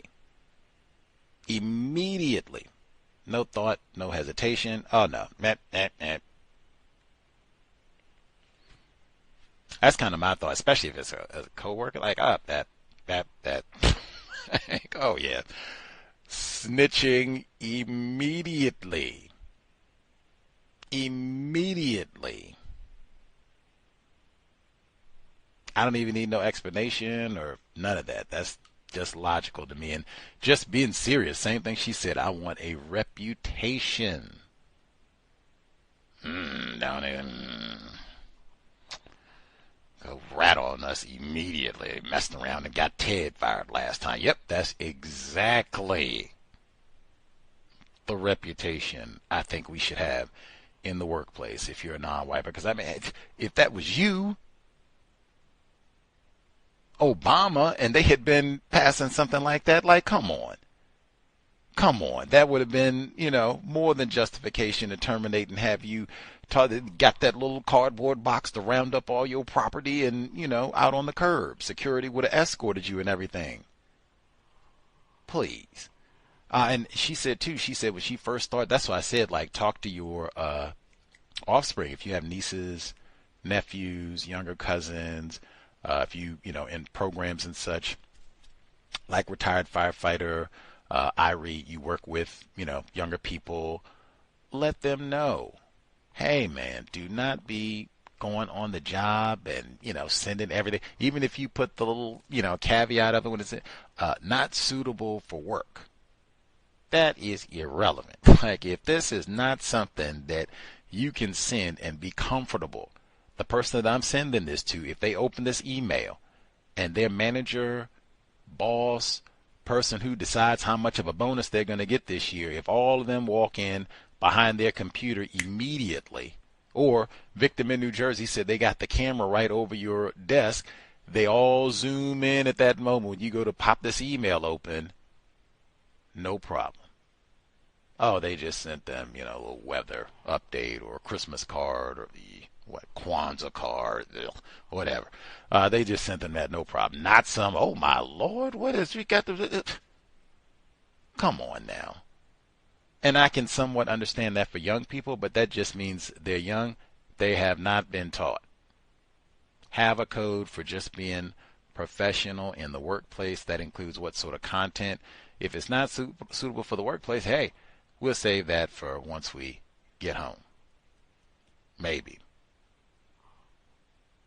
And she said about the screensavers and such, and I just file all that under, hey, if this is the company computer, if this is like a desktop machine or what have you, I'm not going to have all kinds of wild screensavers and desktop images and all that. Like, this is my computer. Certainly not somebody up there in their drawers. Like, come on now. I mean, same thing I just said. Now, the people that have them, maybe they do know. Maybe they think, these folks are really hot too. I don't know. That's not what I would want to project in a workplace, especially where non-white people are sexualized all the time. You don't want that sort of attention either. I wouldn't even want no sort of actor, actress, entertainer, none of that. I don't want Drake on my screen, Kendrick Lamar, none of that. If this is put the company logo up on the computer, put that for the screensaver, everything. Like, this is not, if anything, that is a reminder. This is not my machine. Anybody you feel like you need to have them up in a G-string and all that, put that on your device at your residence. Proper way of thinking about being in the workplace, the type of energy that you, because I mean, if she's talking about this, she saw it. I'm sure she's not the only one. You don't want to project that sort of energy in the workplace. Just my opinion, VGQ. Any hoodles. Let's see. Anything else? Got the promotion. That's awesome. Wonderful to hear more black people at the training. They always find ingenious ways of keeping us out and sabotaging, but didn't happen this time around. Bravo. Hope they get great bonuses and have lengthy constructive careers as well. But that's at least that's kind of 2.5, because Victim in New Jersey said he would have snitched too if it looked like it was something criminal or what have you. So we kind of got 2.5 people kind of leaning on the snitch side. Again, maybe I should just say report side about this. And really, I just think that's take it serious. You know, people get fired about this. Like I said, it could involve criminal charges. This is one of those where, 2 years, 5 years, 10 years down the road, you don't want to be this to be one where it becomes a court case and it is out in public and they got a transcript of all this and what you said, like, oh man, that's where I want it to be on record. Caller snitched immediately. I opened the email at 4:01 p.m. Eastern Standard Time. By 4:02, I was in the office telling it all. That's what I want to be reflected on the record. This comes to court in 2030. Well, there you go. In fact, they might even be calling me as the whistleblower, like one who kicked in. And I mean, hey, that might be something you have to think about. Like, you know, if this becomes a big deal and, you know, whatever else. But I mean, hey, they should be talking to the maldoer, and I might have to say that. Y'all should be talking to the maldoer, because I really didn't have anything to do with this. I don't even know why I got the email. You all should be talking to the maldoer. I'm not even the person to, because I don't know nothing about it. Y'all should be talking. That's what the interview would be short. Nobody would even talk to me, because that's all I would have to say. I wasn't even involved. Y'all should be talking to the maldoers. I'm ignorant about all this and offended because it was unsolicited and unwanted. Thank you kindly. I would have to report, man. I don't have nothing to do with this. Make sure you talk to your offspring and young people. You got so many people that just no code, mindless, and they, like I said, they got an HD phone. You got 11-year-olds. They got an HD phone, though. They live stream their whole life. Like, geez. Talk to your young people. That's what I said. Don't give that phone, man. Wait as long as possible before you give that phone. Any hoodles. Let's see. You can email your thoughts about this one as well. Do you report? Not report? Have you been involved? Because I think Colin Georgia said she was in this, and she gave them once a freebie, and then they mailed her some more content. She did, hey, cut all that out. Cut it at the knees. Do not include me in all this. You don't have to go and curse in. If she didn't say she cursed them out, you can be courteous about it. But I mean, man. No uncertain terms, man. Don't misunderstand me. Let's see.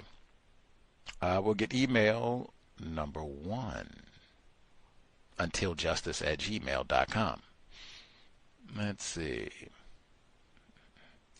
In answer to the question about how to ensure your manager cannot claim ignorance of your annual leave dates, we send a diary invite when we book our annual leave, which acts as a reminder and confirmation that they approved it. Your other question about stopping your manager calling you on your personal mobile, I have no qualms about ignoring unnecessary messages to my personal phone. Shauna recently started sending me what I considered inappropriate messages. I ignored the one that arrived outside of work hours and any that I considered harassment. It's only now that I'm realizing Shauna's recent accusations about me not communicating with her are probably related to me ignoring her inappropriate messages to my mobile. That's probably why she was hesitant in bringing it up. She was vague about, where exactly have I, had a lapse in my response time. Because then she'd have to say, oh, well, I called you at 10 p.m. last Saturday evening, and you didn't even... I'm like, dude, what? Come on. Let's see. Calling on the mobile.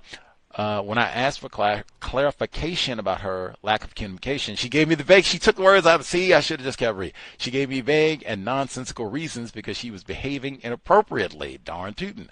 I had a work mobile, but the IT department asked for it back as I rarely used it. I would have been pleased as punch, man. Take it. That's one less way for them to nag and harass me. And then they won't say that I lost it or damaged it or whatever. Like, whoopee, have a party that day. The reason I asked for one in the first place was because I didn't want the racist ex-manager to have my personal number. I needed to contact Shauna in an emergency, so that's why she has my number. My second laptop arrived at what? Man, they fitting the piss on everything. Like this highfalutin nigga woman, she got a new chair that she won't share, and she got a new computer. I'm unzipping. You are fixing to get it. Let's see. Thanks to white Jesus. Hopefully I'll get the desk lamp soon. Just, you were jesting last week about the chair sabotage. I totally was not, man. Saying that all week. But that's exactly what happened on my former plantation. I had an assigned desk and chair because of my back issues. Another racist suspect, white female, would do so much as she could think to make my life in the workplace as uncomfortable as possible. Over a period of, I'd say, 2 months, the arms of the chair were ripped open as if a sharp object was used to slash them. The chair was a standard-looking office chair on wheels with an armrest on each side of the seat that was covered in a leather-like material, so very durable and relatively new. It didn't happen to any other chair on the floor, just the one assigned to me. I held my composure and didn't react or complain about it as I realized that's what they wanted. I bought some black duct tape which I wrapped over the arms of the chair that seemed to solve the spontaneous combustion problem. Gus, I believe you have a psych degree, so perhaps you can use your expertise and channel Dr. Francis Cress Welsing to explain the following. Yesterday, we had the second of our Christmas team get together. They got to have two. See, I told you we can't just do one and do all our attack. We got to have 2 rounds of egg. Like, Jesus. I went to lunch, but not the bar. There was some discussion about using fillers. White people age like bananas. I don't remember why his name came up in the conversation, but right-wing Ashley, who is about to turn 25 years old, brought up Lionel Richie, the great, I think that's Cowbell too, who is 75 years old. Dang. Well, he looks good for his age. It seems he's been using filler in his face to hide the signs of aging. Oh, man, maybe that's why he looks good for his age. I don't know. Well, he performs a lot. He's on stuff. Anyway, she told me, Jeffrey Dahmer's greatest fangirl, and Zoe, that she has a T-shirt with Lionel Richie's face on it and showed us photos to prove it. Huh. She wears it on family outings. Her very right wing, she has that in quotes, family also wears the T-shirt to bed. So they have like a lot of Lionel Richie What is going on? I mean, delectable Negro, kind of. Man, that is Cowbell too, but man, I don't know. Be safe, brother Lionel. I don't know, man. She tried to give the impression that it was some sort of joke, a racist one perhaps, and that the picture of him on the t-shirt is creepy. Oh, I agree with that, which makes no sense because she wears it everywhere. I do think it's kind of creepy. Like, what? What? Why? And then the whole family, and you wear it to bed and all this? Like, what? And he's... Anyway, she also said it was her favorite t-shirt because the material is really comfortable. I asked what the material has to do with Lionel Richie's face being on the t-shirt. I don't believe I got a sensible response. She then asked Jeffrey Dahmer's greatest fangirl if she would look out for a t-shirt from his 2008 All Night Long tour. What in the world? She has like a collection of Lionel. That is so delectable, Negro, which he said. Like, wow. I mean, I'm sure Brother Lionel, if these are like officially licensed shirts, I'm sure Brother Lionel appreciates all the coins. So, you know, rack them up. But, man, I mean, a poster, you know, where you have a shirt, I wear it to the concerts or summertime, but all the time I sleep in it, and that's kind of Dahmer-like behavior too, because that's what Jeffrey Dahmer said. I wanted to have them with me all the time. They could never leave. Yeah. If they ever catch Brother Lionel. Hope you got security, Brother Lionel. Be easy. Much obliged. Congratulations. Now she got the chair. And nigga, she is about to get uppity on us, Lord. The number again, 605-313-5164. The code 564943 pound. Press star 61 if you would like to participate. The email, untiljustice@gmail.com. I saw there were a plethora of workplace racism type reports for this week, which is odd because we're going into the year and then holiday season is in full bloom. You know, Christmas and all that. The shutdown is probably about to start next week with fewer people coming into the workplace and just taking the rest of the year off till we get to 2025. There was a lot with regards to workplace racism this week. They even had a report. Everything leads back to California, it seems, at least for the time being. They had a report in San Francisco, a so-called whistleblower and a non-white male. He had made allegations that one of the Silicon Valley companies, tech companies, they were violating copyright rules and breaking the law in their workplace practices. He was found dead this week. Whoa. And this all happened in San Francisco. Whoa. Lots of folks look like, because they had the whistleblowers at Boeing that died under suspicious circumstances. So that's at least like 3 just this calendar year, 2024, that I can think of in terms of people, at least 3 people reporting some sort of incorrect, maybe even criminal activity in the workplace, and then they ended up dying shortly under suspicious circumstances. 2 of them were white, unless I've been mistaken. This person here in San Francisco was a non-white male, but still, that would be something I would at least consider, even for what we talked about with snitching about the porn. Oof, that might be something to consider. Now, is there going to be retaliation about this? Like, someone going to be mad? Are they going to come after me like you caused the criminal investigation, or you caused me to get fired, so now I got to key your car and go upside your head, or whatever the case? That might be one to think about. At least 3 dead whistleblowers this calendar year. So, yeah, some folks might be upset if you bust up their workplace pornography ring or whatever they got going on. Man, yeah, I shared it on social media just before, a few hours before we went live today. They had this was like big news. They had this in the New York Times and a few others. This is a non-white male who I suspect may not have been born in the U.S. That may or may not be true. Suchir Balaji. That's going to be my best effort, I think. Suchir Balaji, 26 years old, SUCHIR BALAJI. The Mercury News has OpenAI whistleblower found dead in San Francisco apartment. He claimed, I'll even give you the first paragraph. Mr. Balaji was found dead inside his Buchanan Street apartment on November 26. That's 2 days after I left.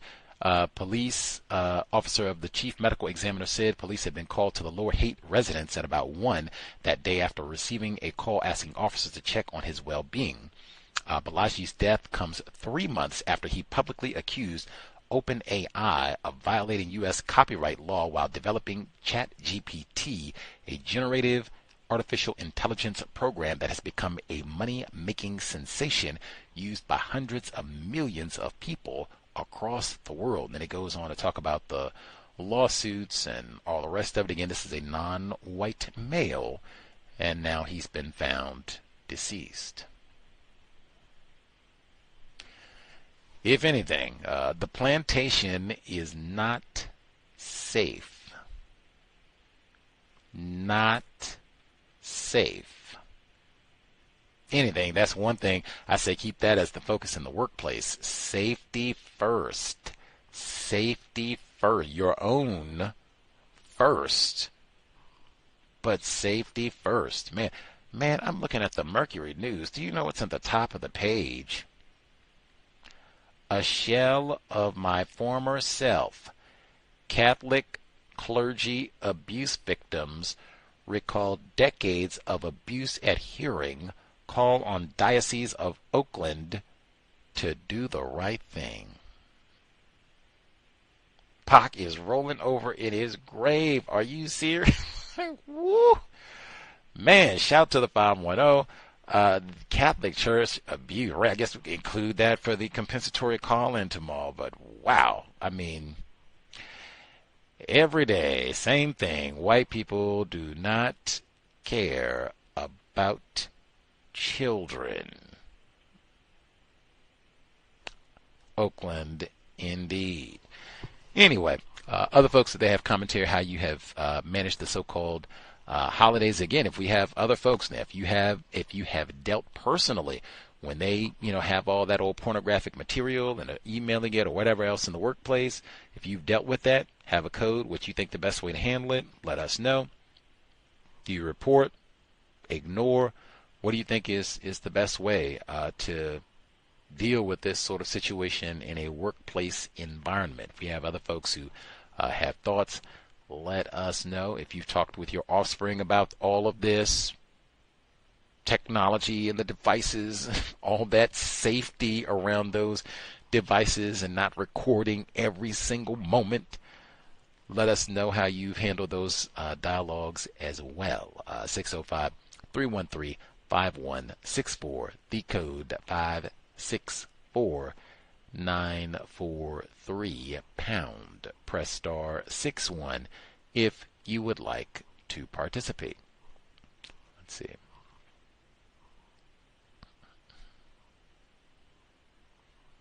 Folks are spectating, perhaps for their holidays and such. Give them another 5 minutes or so. Get their observations, thoughts together.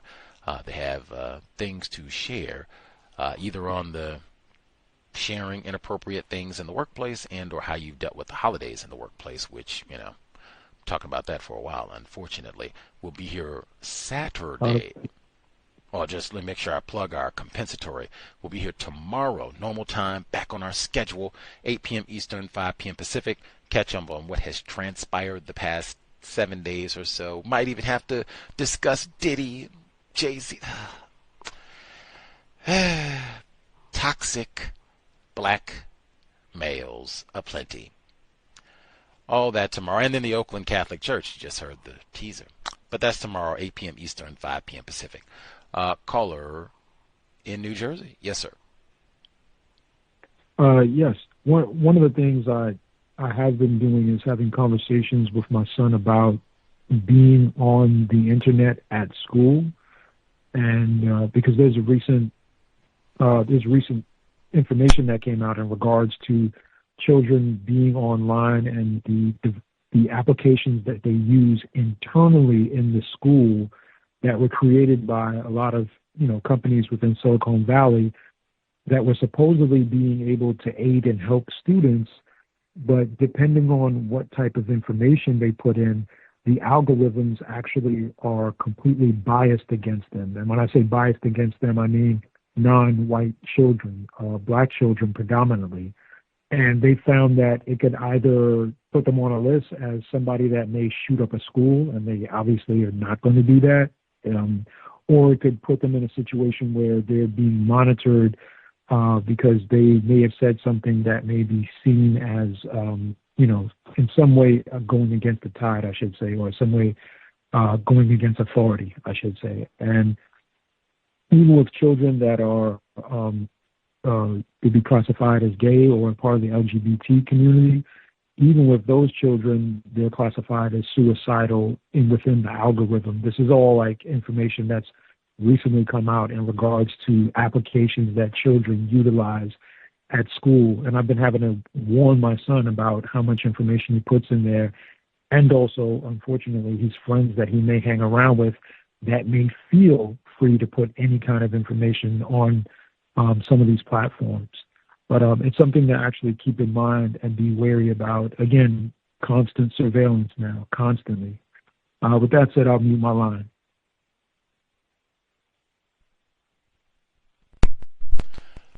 Much obliged. Octavius in New York. I do remember it was from this week. It's not like ancient history memory, but I do remember the reports about the impact of technology and such on children. I saw a few of those this week where they were talking about that and talking about them always being connected. They are always online, phone, whatever device, tablet, school, whatever, and the impact that has on health. So yeah, that would be super important. Addicted, as they say, that would be important. Talk to your offspring about that and the information that they're putting in. And oof, man, that would be something to even think about. Like, man, in terms of the academic environment that your child is in, how much screen time? Like, are they going to be at a school where they're just going to be punching at a screen, swiping, half of the day? Maybe they have an instructor or a teacher, what have you, but they're up talking, or they got 40 people in the classroom, so they're just swiping and most of the time they're just on a screen, and then they come home and get on the screen again, and man, definitely one to mind and think about well in advance of having children. Do you think that's healthiest for your child? What are we going to do to circumvent that? Start with wait as long as possible before we give them a phone.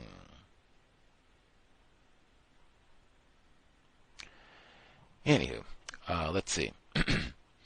See if other folks have commentary, and or if we have other parents who've discussed this matter with your offspring, because that would be a big one. I would say early. Like, in my opinion, that's when maybe you shouldn't wait until, if you have children. I don't have children.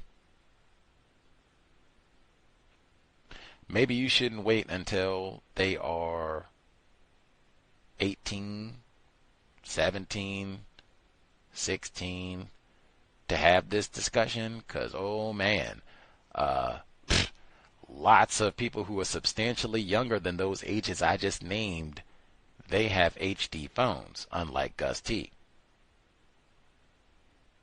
I don't know if the internet is forever, but it lasts a long time. Sometimes it's the people that you work with. You are 20, they go back and find those photos when you were young and ignorant and had a phone at 15. It might be something to discuss with your children sooner than later, especially if you gave them a phone early. Other folks who dialed in, if you have commentary to share. We did not hear from Victim in New Jersey before, but he did dial in now. Maybe I talked him his presence up. I conjured him. Other folks who dialed yes, in. Yes, you did. Yes, sir. Hey, Gus.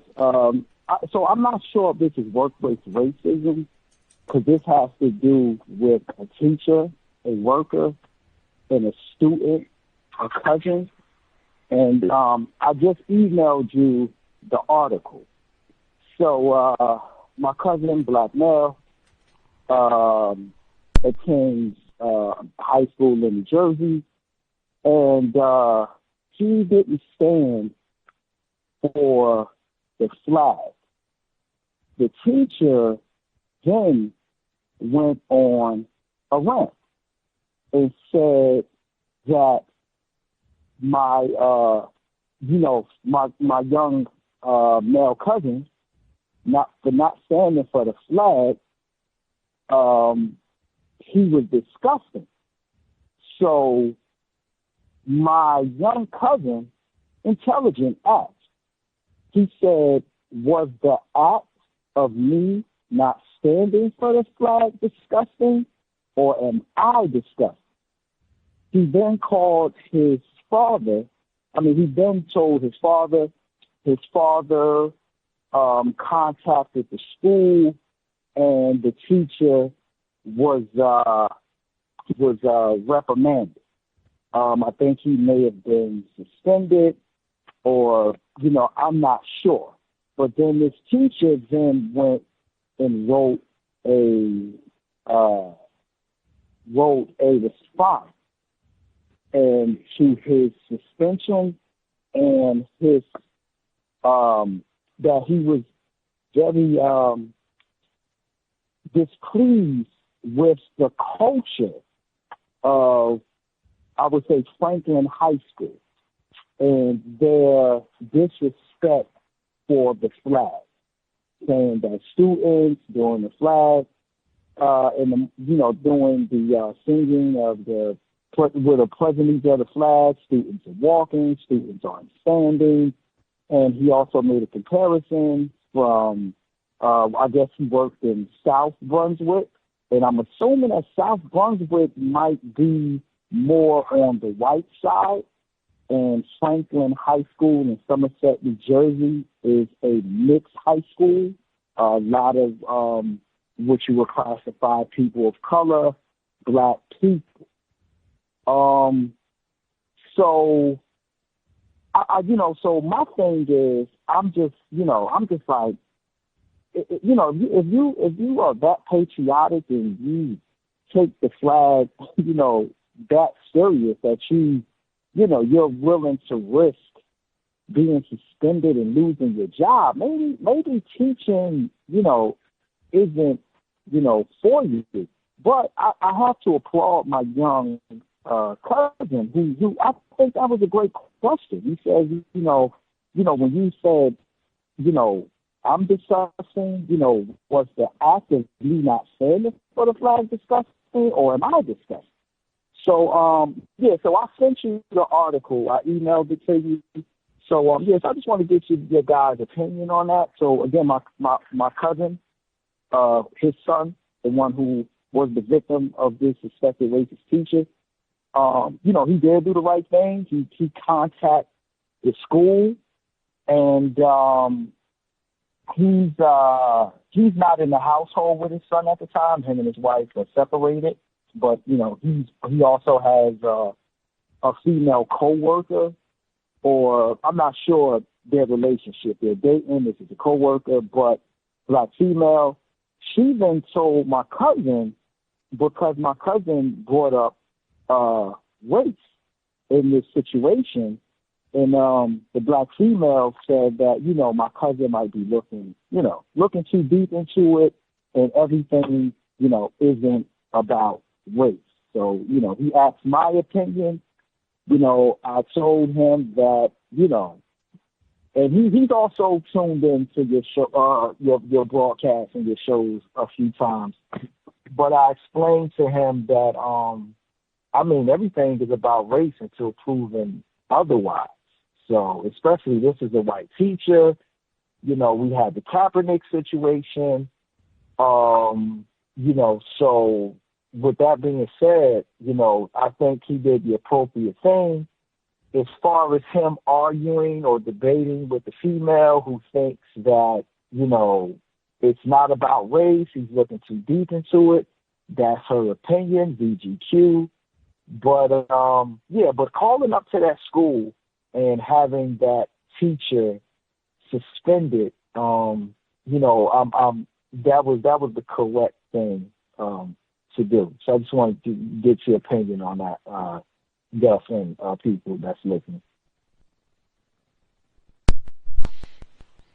Much obliged. The one and only victim in New Jersey. I mean, wow, that's amazing effort by, is it your nephew or cousin, the young fellow?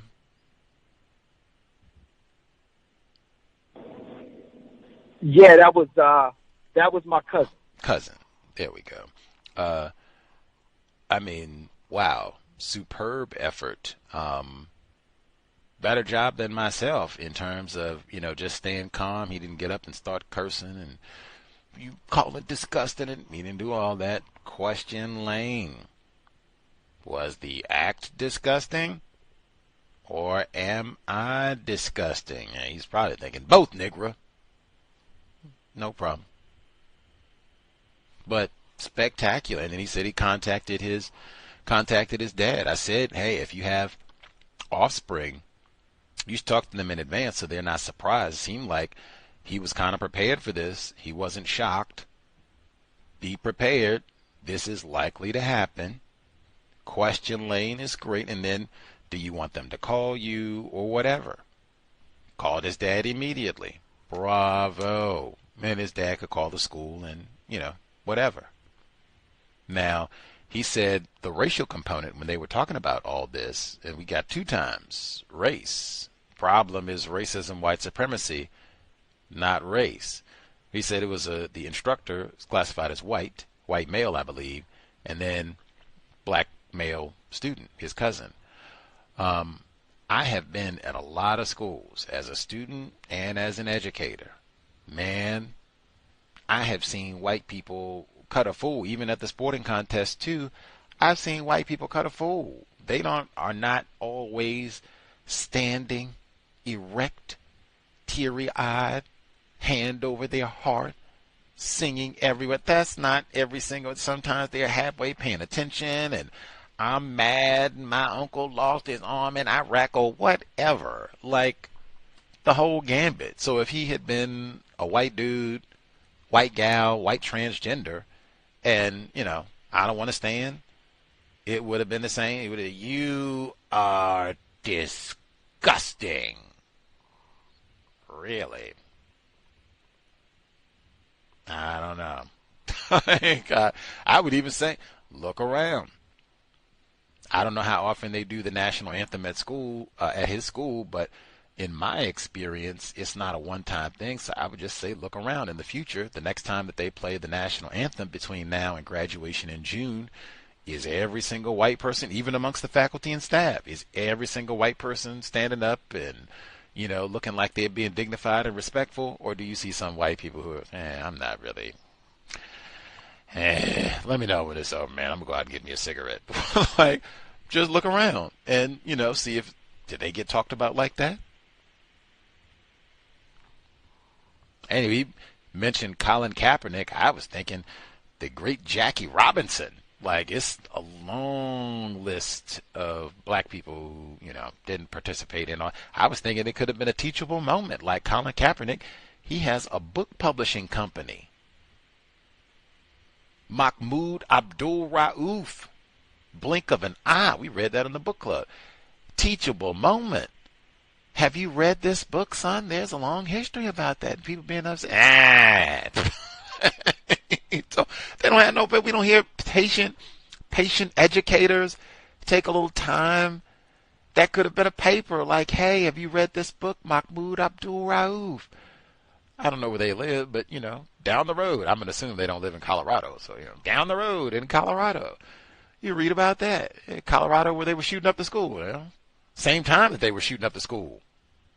You can read about that. And even that no count dude with all the hair published this book, that old Kaepernick dude. Or go old school on him, that way before all this, Jackie Robinson, World War II veteran, and UCLA grad where Gus T just was, Jackie Robinson.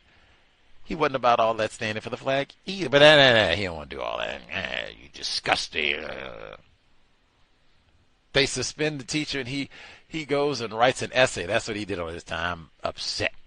Got me sitting at home around this no-count uppity Negro who won't even pledge for. Now, again, all of that. Excellent job to the parents. Got him asking tremendous questions. He might be the fella that end white supremacy racism. Asking questions. But that's the sort of thing to think of before you have children. What am I sending my child to? Are they going to be ready to, call him names and beat his brains out if he doesn't, stand, cry during the Pledge of Allegiance or National Anthem or what have you? That's how they're going to talk to and think of my child, person that's responsible for molding how they think, their brain computer at this critical period? Something to think about, just saying. Do we have any other, I don't know if we have other parents in terms of processing all that, how you talk to the child. Do you talk to them, do you present that situation to them as racism, white supremacy, or, this, you don't have, well, it was a white, it was a white instructor, and they do keep black people. It would be hard for me to hop around that since it is a white instructor. And like I said, I would be asking, have you seen other white people not stand or look like they're engaged in the whole anthem ceremony? Do they look like they're sitting down or not paying attention, whatever, while all that's going on? But I don't know if we have other parents, if they have thoughts on how they would explain all that, handle all that.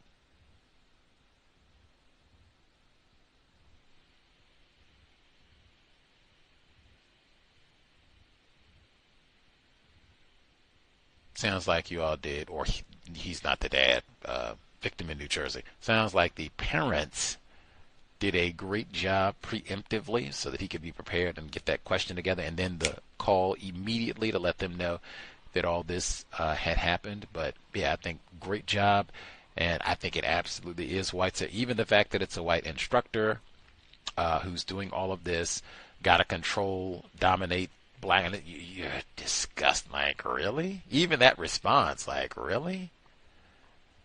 That's how we behave and speak to students in an academic environment? It's not like he urinated on a chair. That's disgusting. And in fact, they got decals. I see them on vehicles all the time with a white child. Sometimes he'll be urinating on the flag. I've seen that. They'll have him urinating on a lot of things, but I swear I've seen him urinating on the flag. They don't care about that. Let's see. Much obliged, our caller in New Jersey. Other folks, if they have commentary to share. If we missed you, our caller in Florida should be with us. Proceed.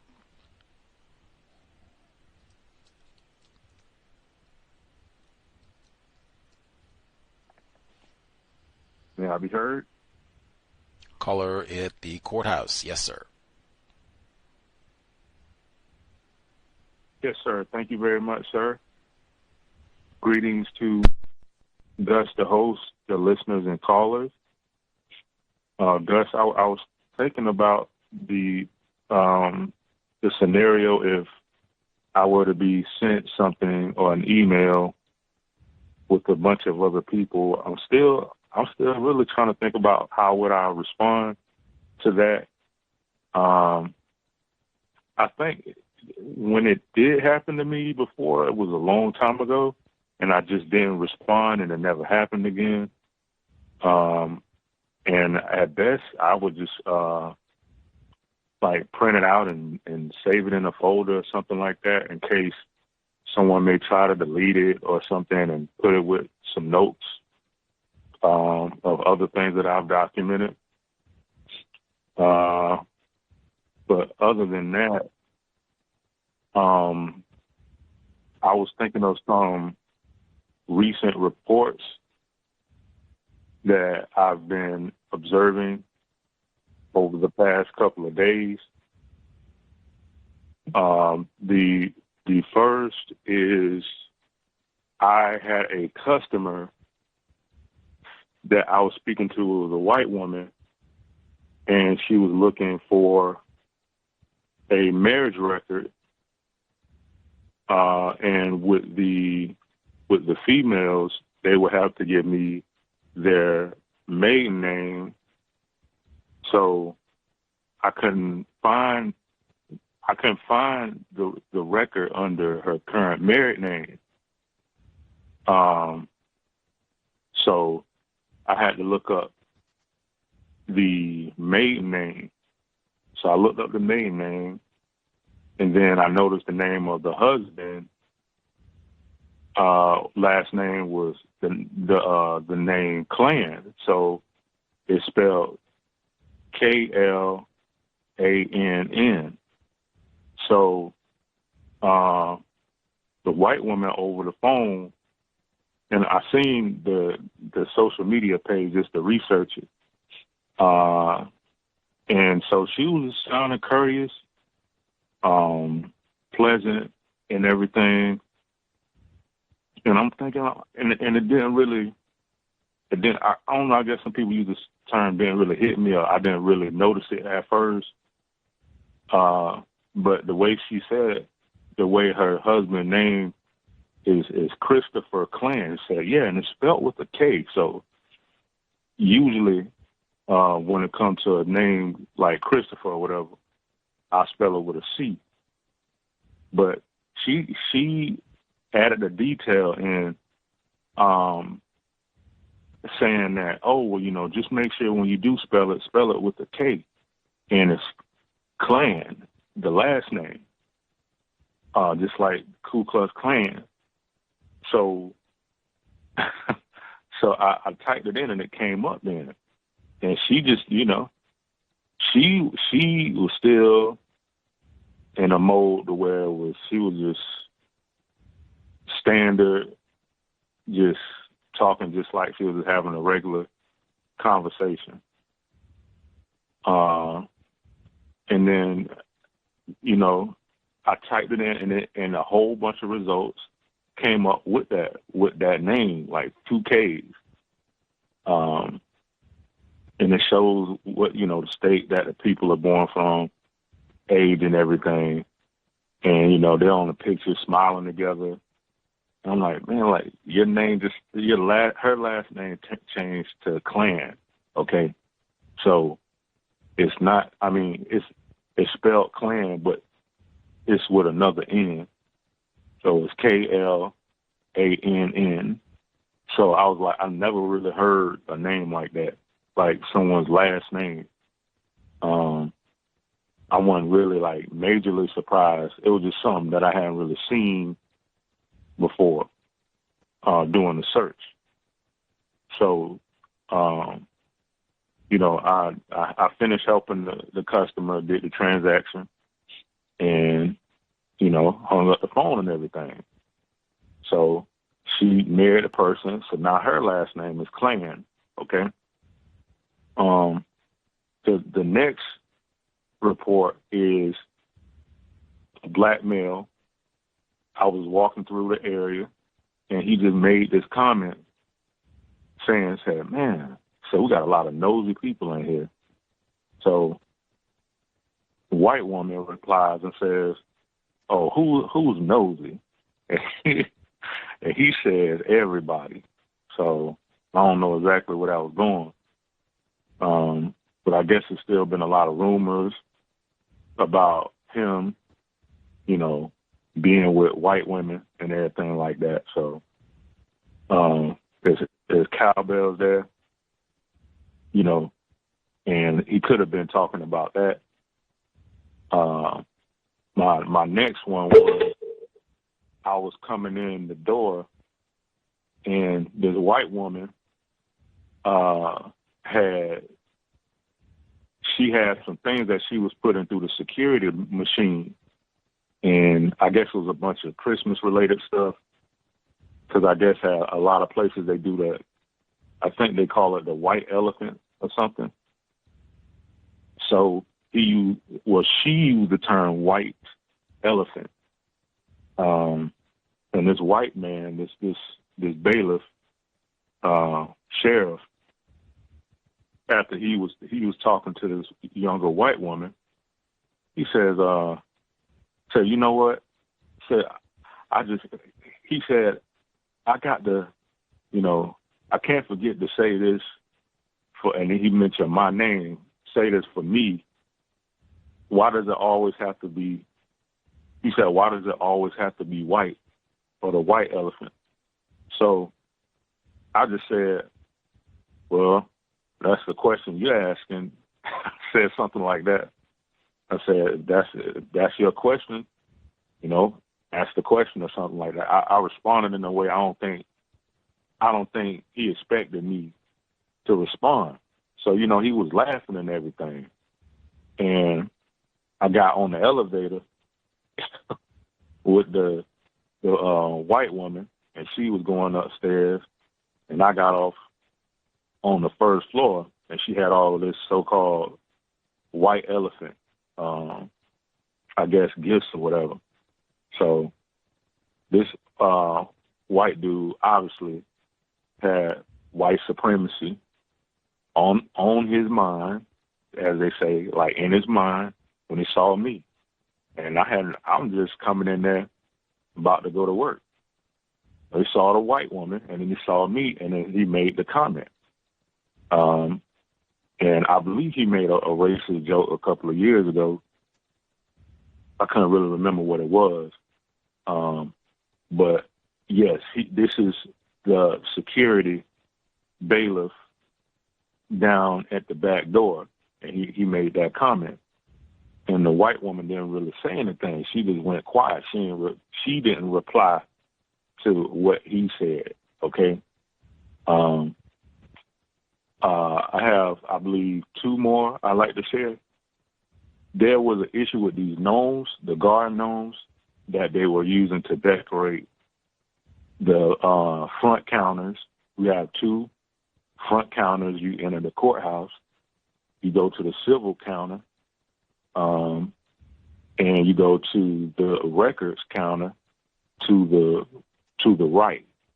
So last year, one of the sergeants said that a customer made a report or a complaint about they were offensive, the gnomes, and they said they had white pointed hoods, and then this Klan thing coming up again about the Klan. So the white person in charge told the white women, because it's mostly white women at the counter, to take these gnomes down.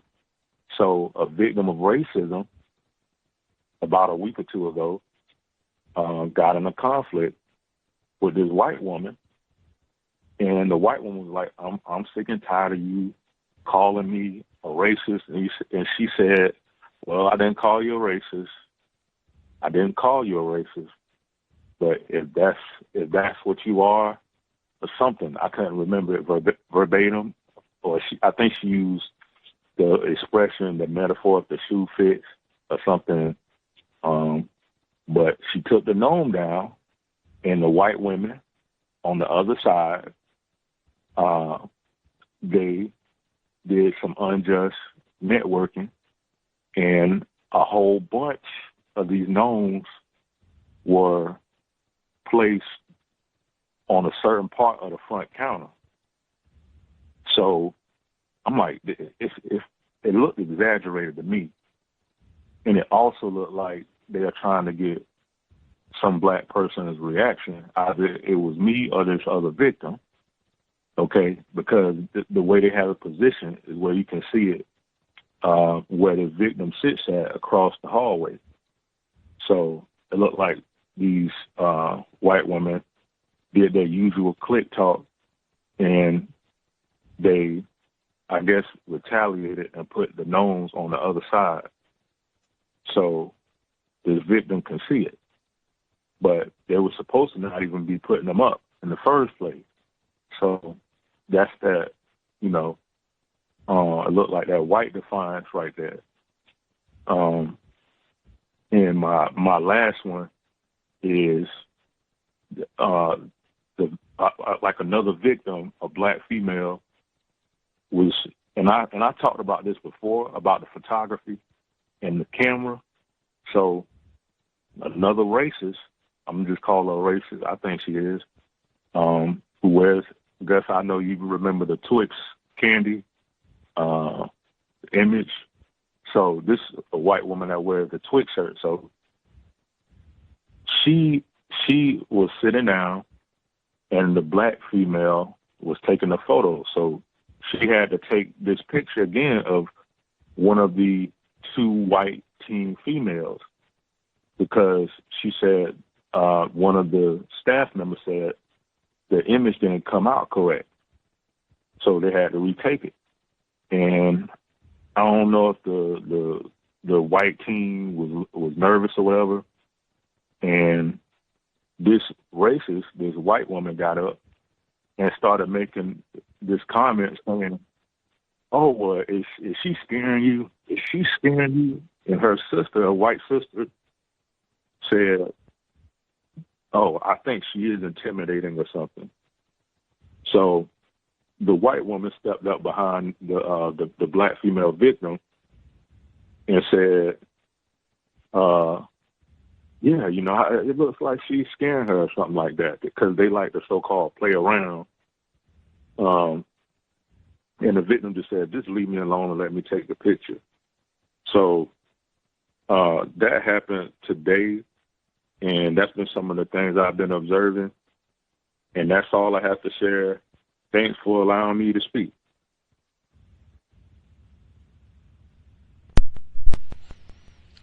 Wow.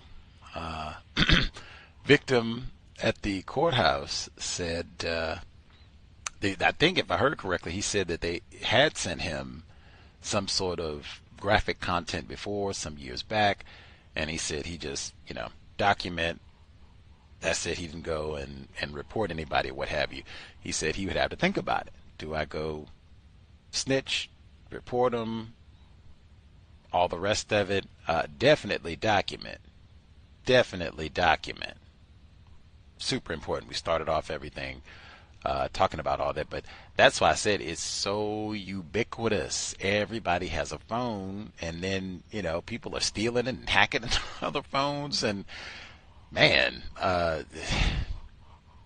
if you have young people, you definitely have to talk to them way before you give the phone. Lots of dialogue about, man, then they got the deep fakes. We talked about that too, where they were taking pictures and using the AI whew, man, brave new world indeed. Let's see. He said the white woman came in, I guess, to do the marriage license or whatever. Said it's Christopher Klan, like the Ku Klux Klan, with a K. Dang, that is quite a simile. Like, I know a lot of people, use letters or phrasing, what have you, if they're gonna spell and make sure people get the correct lettering with names and such to distinguish. If you say D is in dynamite as opposed to B, but couldn't be K as in kite. No. K as in clan. Yikes. All right, Christopher K. Klan. And then she's going to be now K. Klan. That is, I'm not sure I've seen that surname before. Klan. Robbie Klan. Retha Klan. Theodore Klan. It's not common. I don't think I've heard that one previously. Maybe I missed it. Certainly, I would pick a different comparasimile. It wouldn't be Klan. We have to get something else. I guess K might be an odd one. K is in kin. We could think of something cool, okay, not the cigarettes, Lord Jesus, but we can think of something other than clans. Oh, it's going to be K. Got you. Got it. K is in kid. We love the goats, right? Let's see. He said the fella came around, black fella, and he said, we got some nosy people outside or around here. And it seemed like he was just talking to himself, or just, he wasn't talking to anyone specifically. It seemed like, from the way I heard, it seemed like he was just kind of talking out loud. We got some nosy people around here in frustration. And Fuller does have no gossiping on the 10 stops. He says we got some nosy people around it. They got that phrase. I think Bob Marley wrote a song about it. If the cap fits, let them wear it. We got some nosy people. Who you think? Who exactly is nosy? Got one right here. Got one right here. Why do you even feel compelled to speak up if I'm in the environment? If I'm not nosy, especially, and I think, or if I know the context, like, oh, this is my black brother, they always suggesting that he feverish for the white women.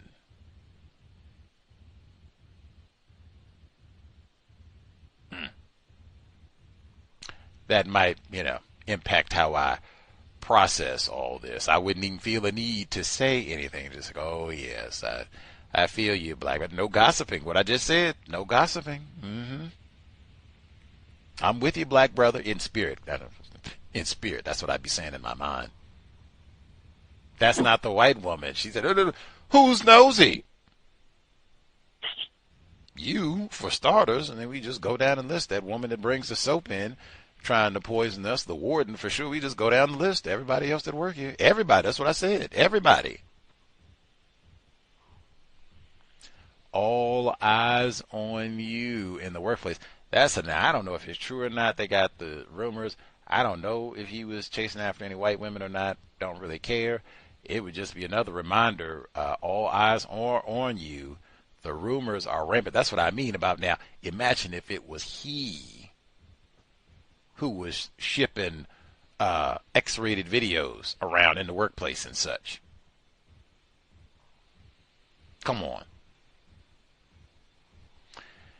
Anyway, but that's why I say, no hanky-panky, no hollering to other people in the workplace, even if they are non-white. I'm not here to date. They got apps and whatever else for that.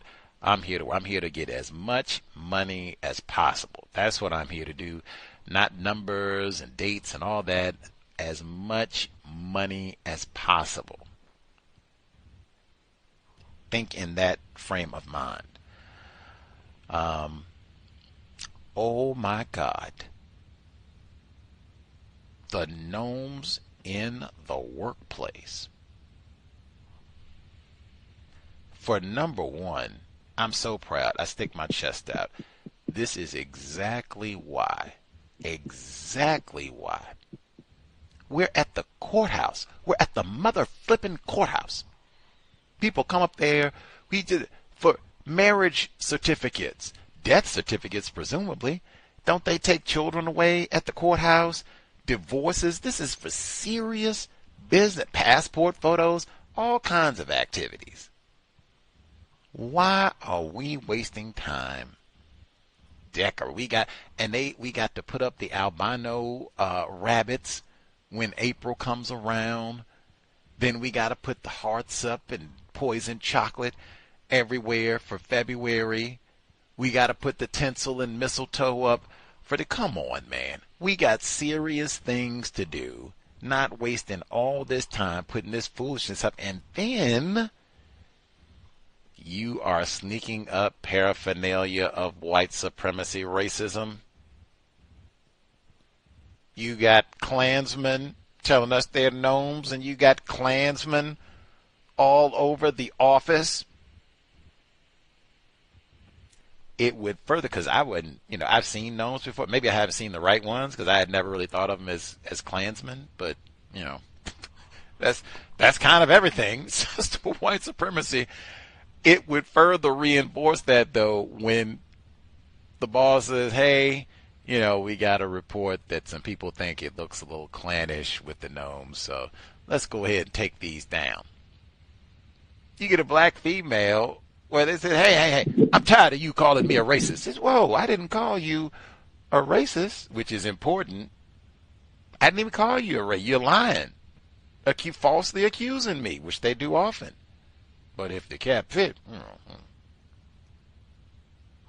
they gonna move the gnomes over to my side. You're not even supposed to have them up. You gonna put the little Klan people over on my side? Take that, nigga woman. Ah. What? What? Now I will think very differently about, because I thought they were supposed to be about holiday cheer. These are little Santa's helpers. They are pleasant and friendly. Why are they over here looking at me like Chucky? I'll chop you up, nigga woman. Like, what is going on? That's not what I thought of with the gnomes. That's what I'm going to think of now, though. That is, see, what, it doesn't get any better than tacky, although that's kind of terroristic and trifling. They're not even supposed to see there. He said it too. White defiance. The gnomes are supposed to be packed up, take them home. What are they doing out? That's another one. If that had been the black dude that they think is raping all the white women in the office, if he had put up Kwanzaa decorations, somebody came and said, hey, man, they think that's kind of DIE and, Ron DeSantis wouldn't approve. Go ahead and take that down, man. Hey, man, white people, get off my... And so then something happens. He moves all his red, black, and green and Harambe paraphernalia. He just moved it to Peggy's side of the office because she got on my nerves. So I'm going to get old Peg. Now you're going to be looking at Ron Karenga all day long and Al Sharpton. Now, like, what? What? Come on. White. And with the gnomes? How do you weaponize gnomes? Like, it's Christmas cheer. Nah, man, I don't want no eggnog. I don't want no decorations. That's another one, real talk. That's another one where I would go snitch. If a customer reported this as racist and you were told to take it down, and now it's like, oh yeah, I'm going to snitch. What if the customer comes back? They've already told us. Doesn't that citizen's voice count? This is the courthouse. Are we supposed to be welcoming to all? Oh, I'm click. I'm going to Grinch it up too. Click, take a good one. HD. And I'm going to snitch. And that's another one. Can't be ignorant about racism. You get told the gnomes are racist and you defiantly put them back. That's not ignorant. And weaponize them to put the gnomes up like they're ganging up on the black person. Disgusting. That's correct usage. Man, geez, that got too for they terrorized the black brother so much they just got him talking to himself. And that, man, we got nosy people in frustration, and they sick the gnomes on. It seemed like the white women, we've even heard that a few times where white women are mad saying, I'm tired of y'all accusing me of being racist at the courthouse. Like, dang, that is wild. Like, dang. It seemed like she even may have thought that you were somehow involved with the gnomes, or I don't know, maybe, something else, but it seemed like she might have been thinking that she was involved with you snitching on us about these gnomes and, whatever else. But composure, very important not to call white people racist. I'm just about not name calling. No name calling, and that is one of their favorites to say. You called me a racist, and no. I might have pointed out incorrect behavior, for sure, but I did not, for sure. call you no racist. They love that. And then they get on the victim role just saying that they were called a name and, you know, all this other old foolishness, and that they love black people. Wow. Much obliged. Caller at the courthouse. I know she said that it's scaring you. She's scaring you. All that talking about the black. I forgot. Man, they had lots going on at the courthouse this week. I got so involved with the gnomes in the workplace and the Klan portion of it all, with the non-white person, I guess, playing. If anything, be serious in the workplace. I think we've heard a few of those where they're non-white people. Sometimes it seems like they have white friends in the workplace or whatever, and they do a lot of this like kidding around, entertainment committee type of a thing. Be serious in the workplace. I'm not saying that you have to stern face all day long, never smile, morning, afternoon, evening. I'm not saying that at all. I'm just saying, like, hey, no entertainment. I'm not here to be in every little skit that you all have. Oh, yes, I'm the big bad Negro. Ooh, I'm Mike. No, man, no. I'm here to work. I'm an employee. I'm just trying to make my nickels. That's it. No, I'm not intimidating. No, I'm not scaring and all that big bad bruising black person. No, none of that.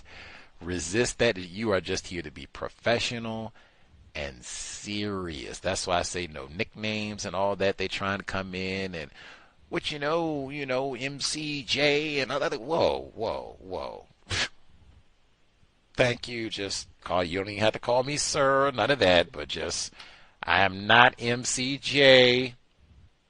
Thank you. Just call me by my name. And none of the other, like I said, just games and racist entertainment, folly in the workplace for the amusement of race soldiers. Eliminate that as best we can. Like, serious. We've heard, in fact, people even said they started their job being uncodified, and they would do that sort of thing, like, oh yeah, I'm being intimidating and scary, all that. And then once they started to be a little less confused, studying a little bit of racism, white supremacy, having some black self-respect, and they just started being serious. That change bothered white people. Like, man, Leroy used to be so much fun. You would laugh and joke, and now you're serious, and you don't even do that. You don't come hang out and drink with us anymore. Like, man, it will really bother them if you like switch it up on the job. If you have been goofy before and then you get serious, best be serious. When you get to start a job, see if you can start codified, serious. I ask questions. I only talk about the workplace. I'm not here to talk about silliness. I don't decorate my office. I don't bring in cupcakes for my birthday because I'm not 10. I'm striving to be an adult, dare I say, universal woman, universal man. I'm about serious things. Talk to me about serious things related to the workplace, and don't send me no pornographic material. My suggestion, much obliged to our caller at the courthouse. Gnomes, man, they weaponized the gnomes. They are kind of, I had never thought about that. I guess they are kind of clannish because they normally don't have dark gnomes. They're normally white. And then, yeah, they do have the pointy hats, and yeah, I guess they are kind of clannish with a K. Man, that is. Anyway, no decorations in the workplace. That's why I'm a big fan. No holidays. You can celebrate. Put all the gnomes up at your house, and they can hang out all year long on the lawn. They can burn crosses and everything. Any hoodles. Other folks, they have commentary to share. 605-313-5164.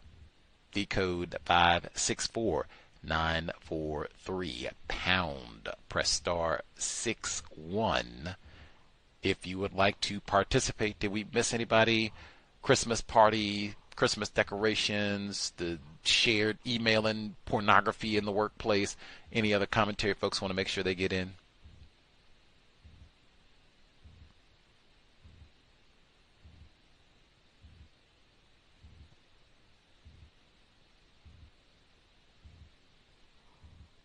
Everybody satisfied for the Friday?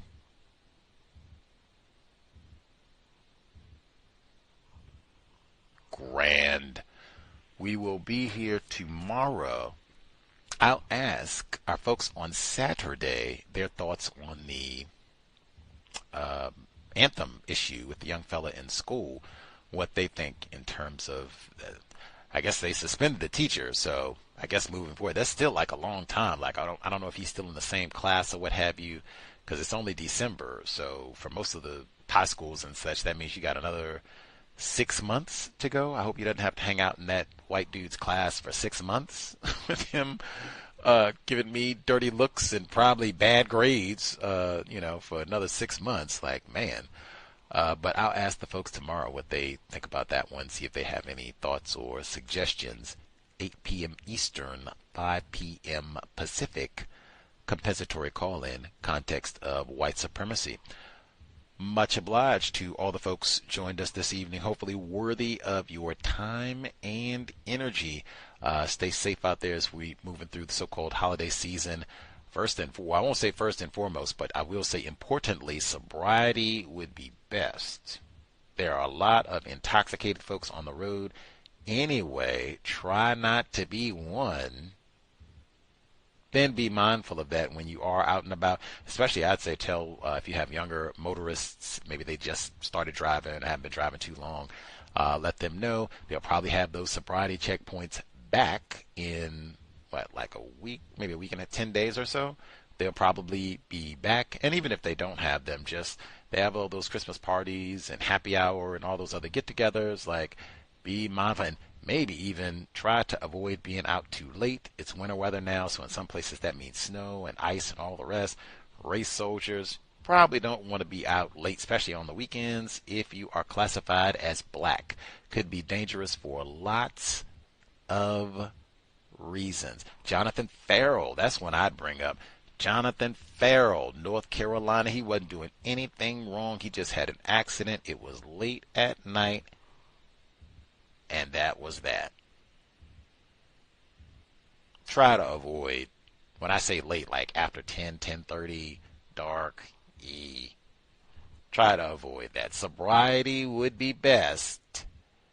If you got to consume anything, get to a safe location, imbibe, stay there overnight, and then you can leave the next day when you are sober, fresh, ready to attack the day. Creator, we ask that you help us remain patient with other black people, victims of white supremacy.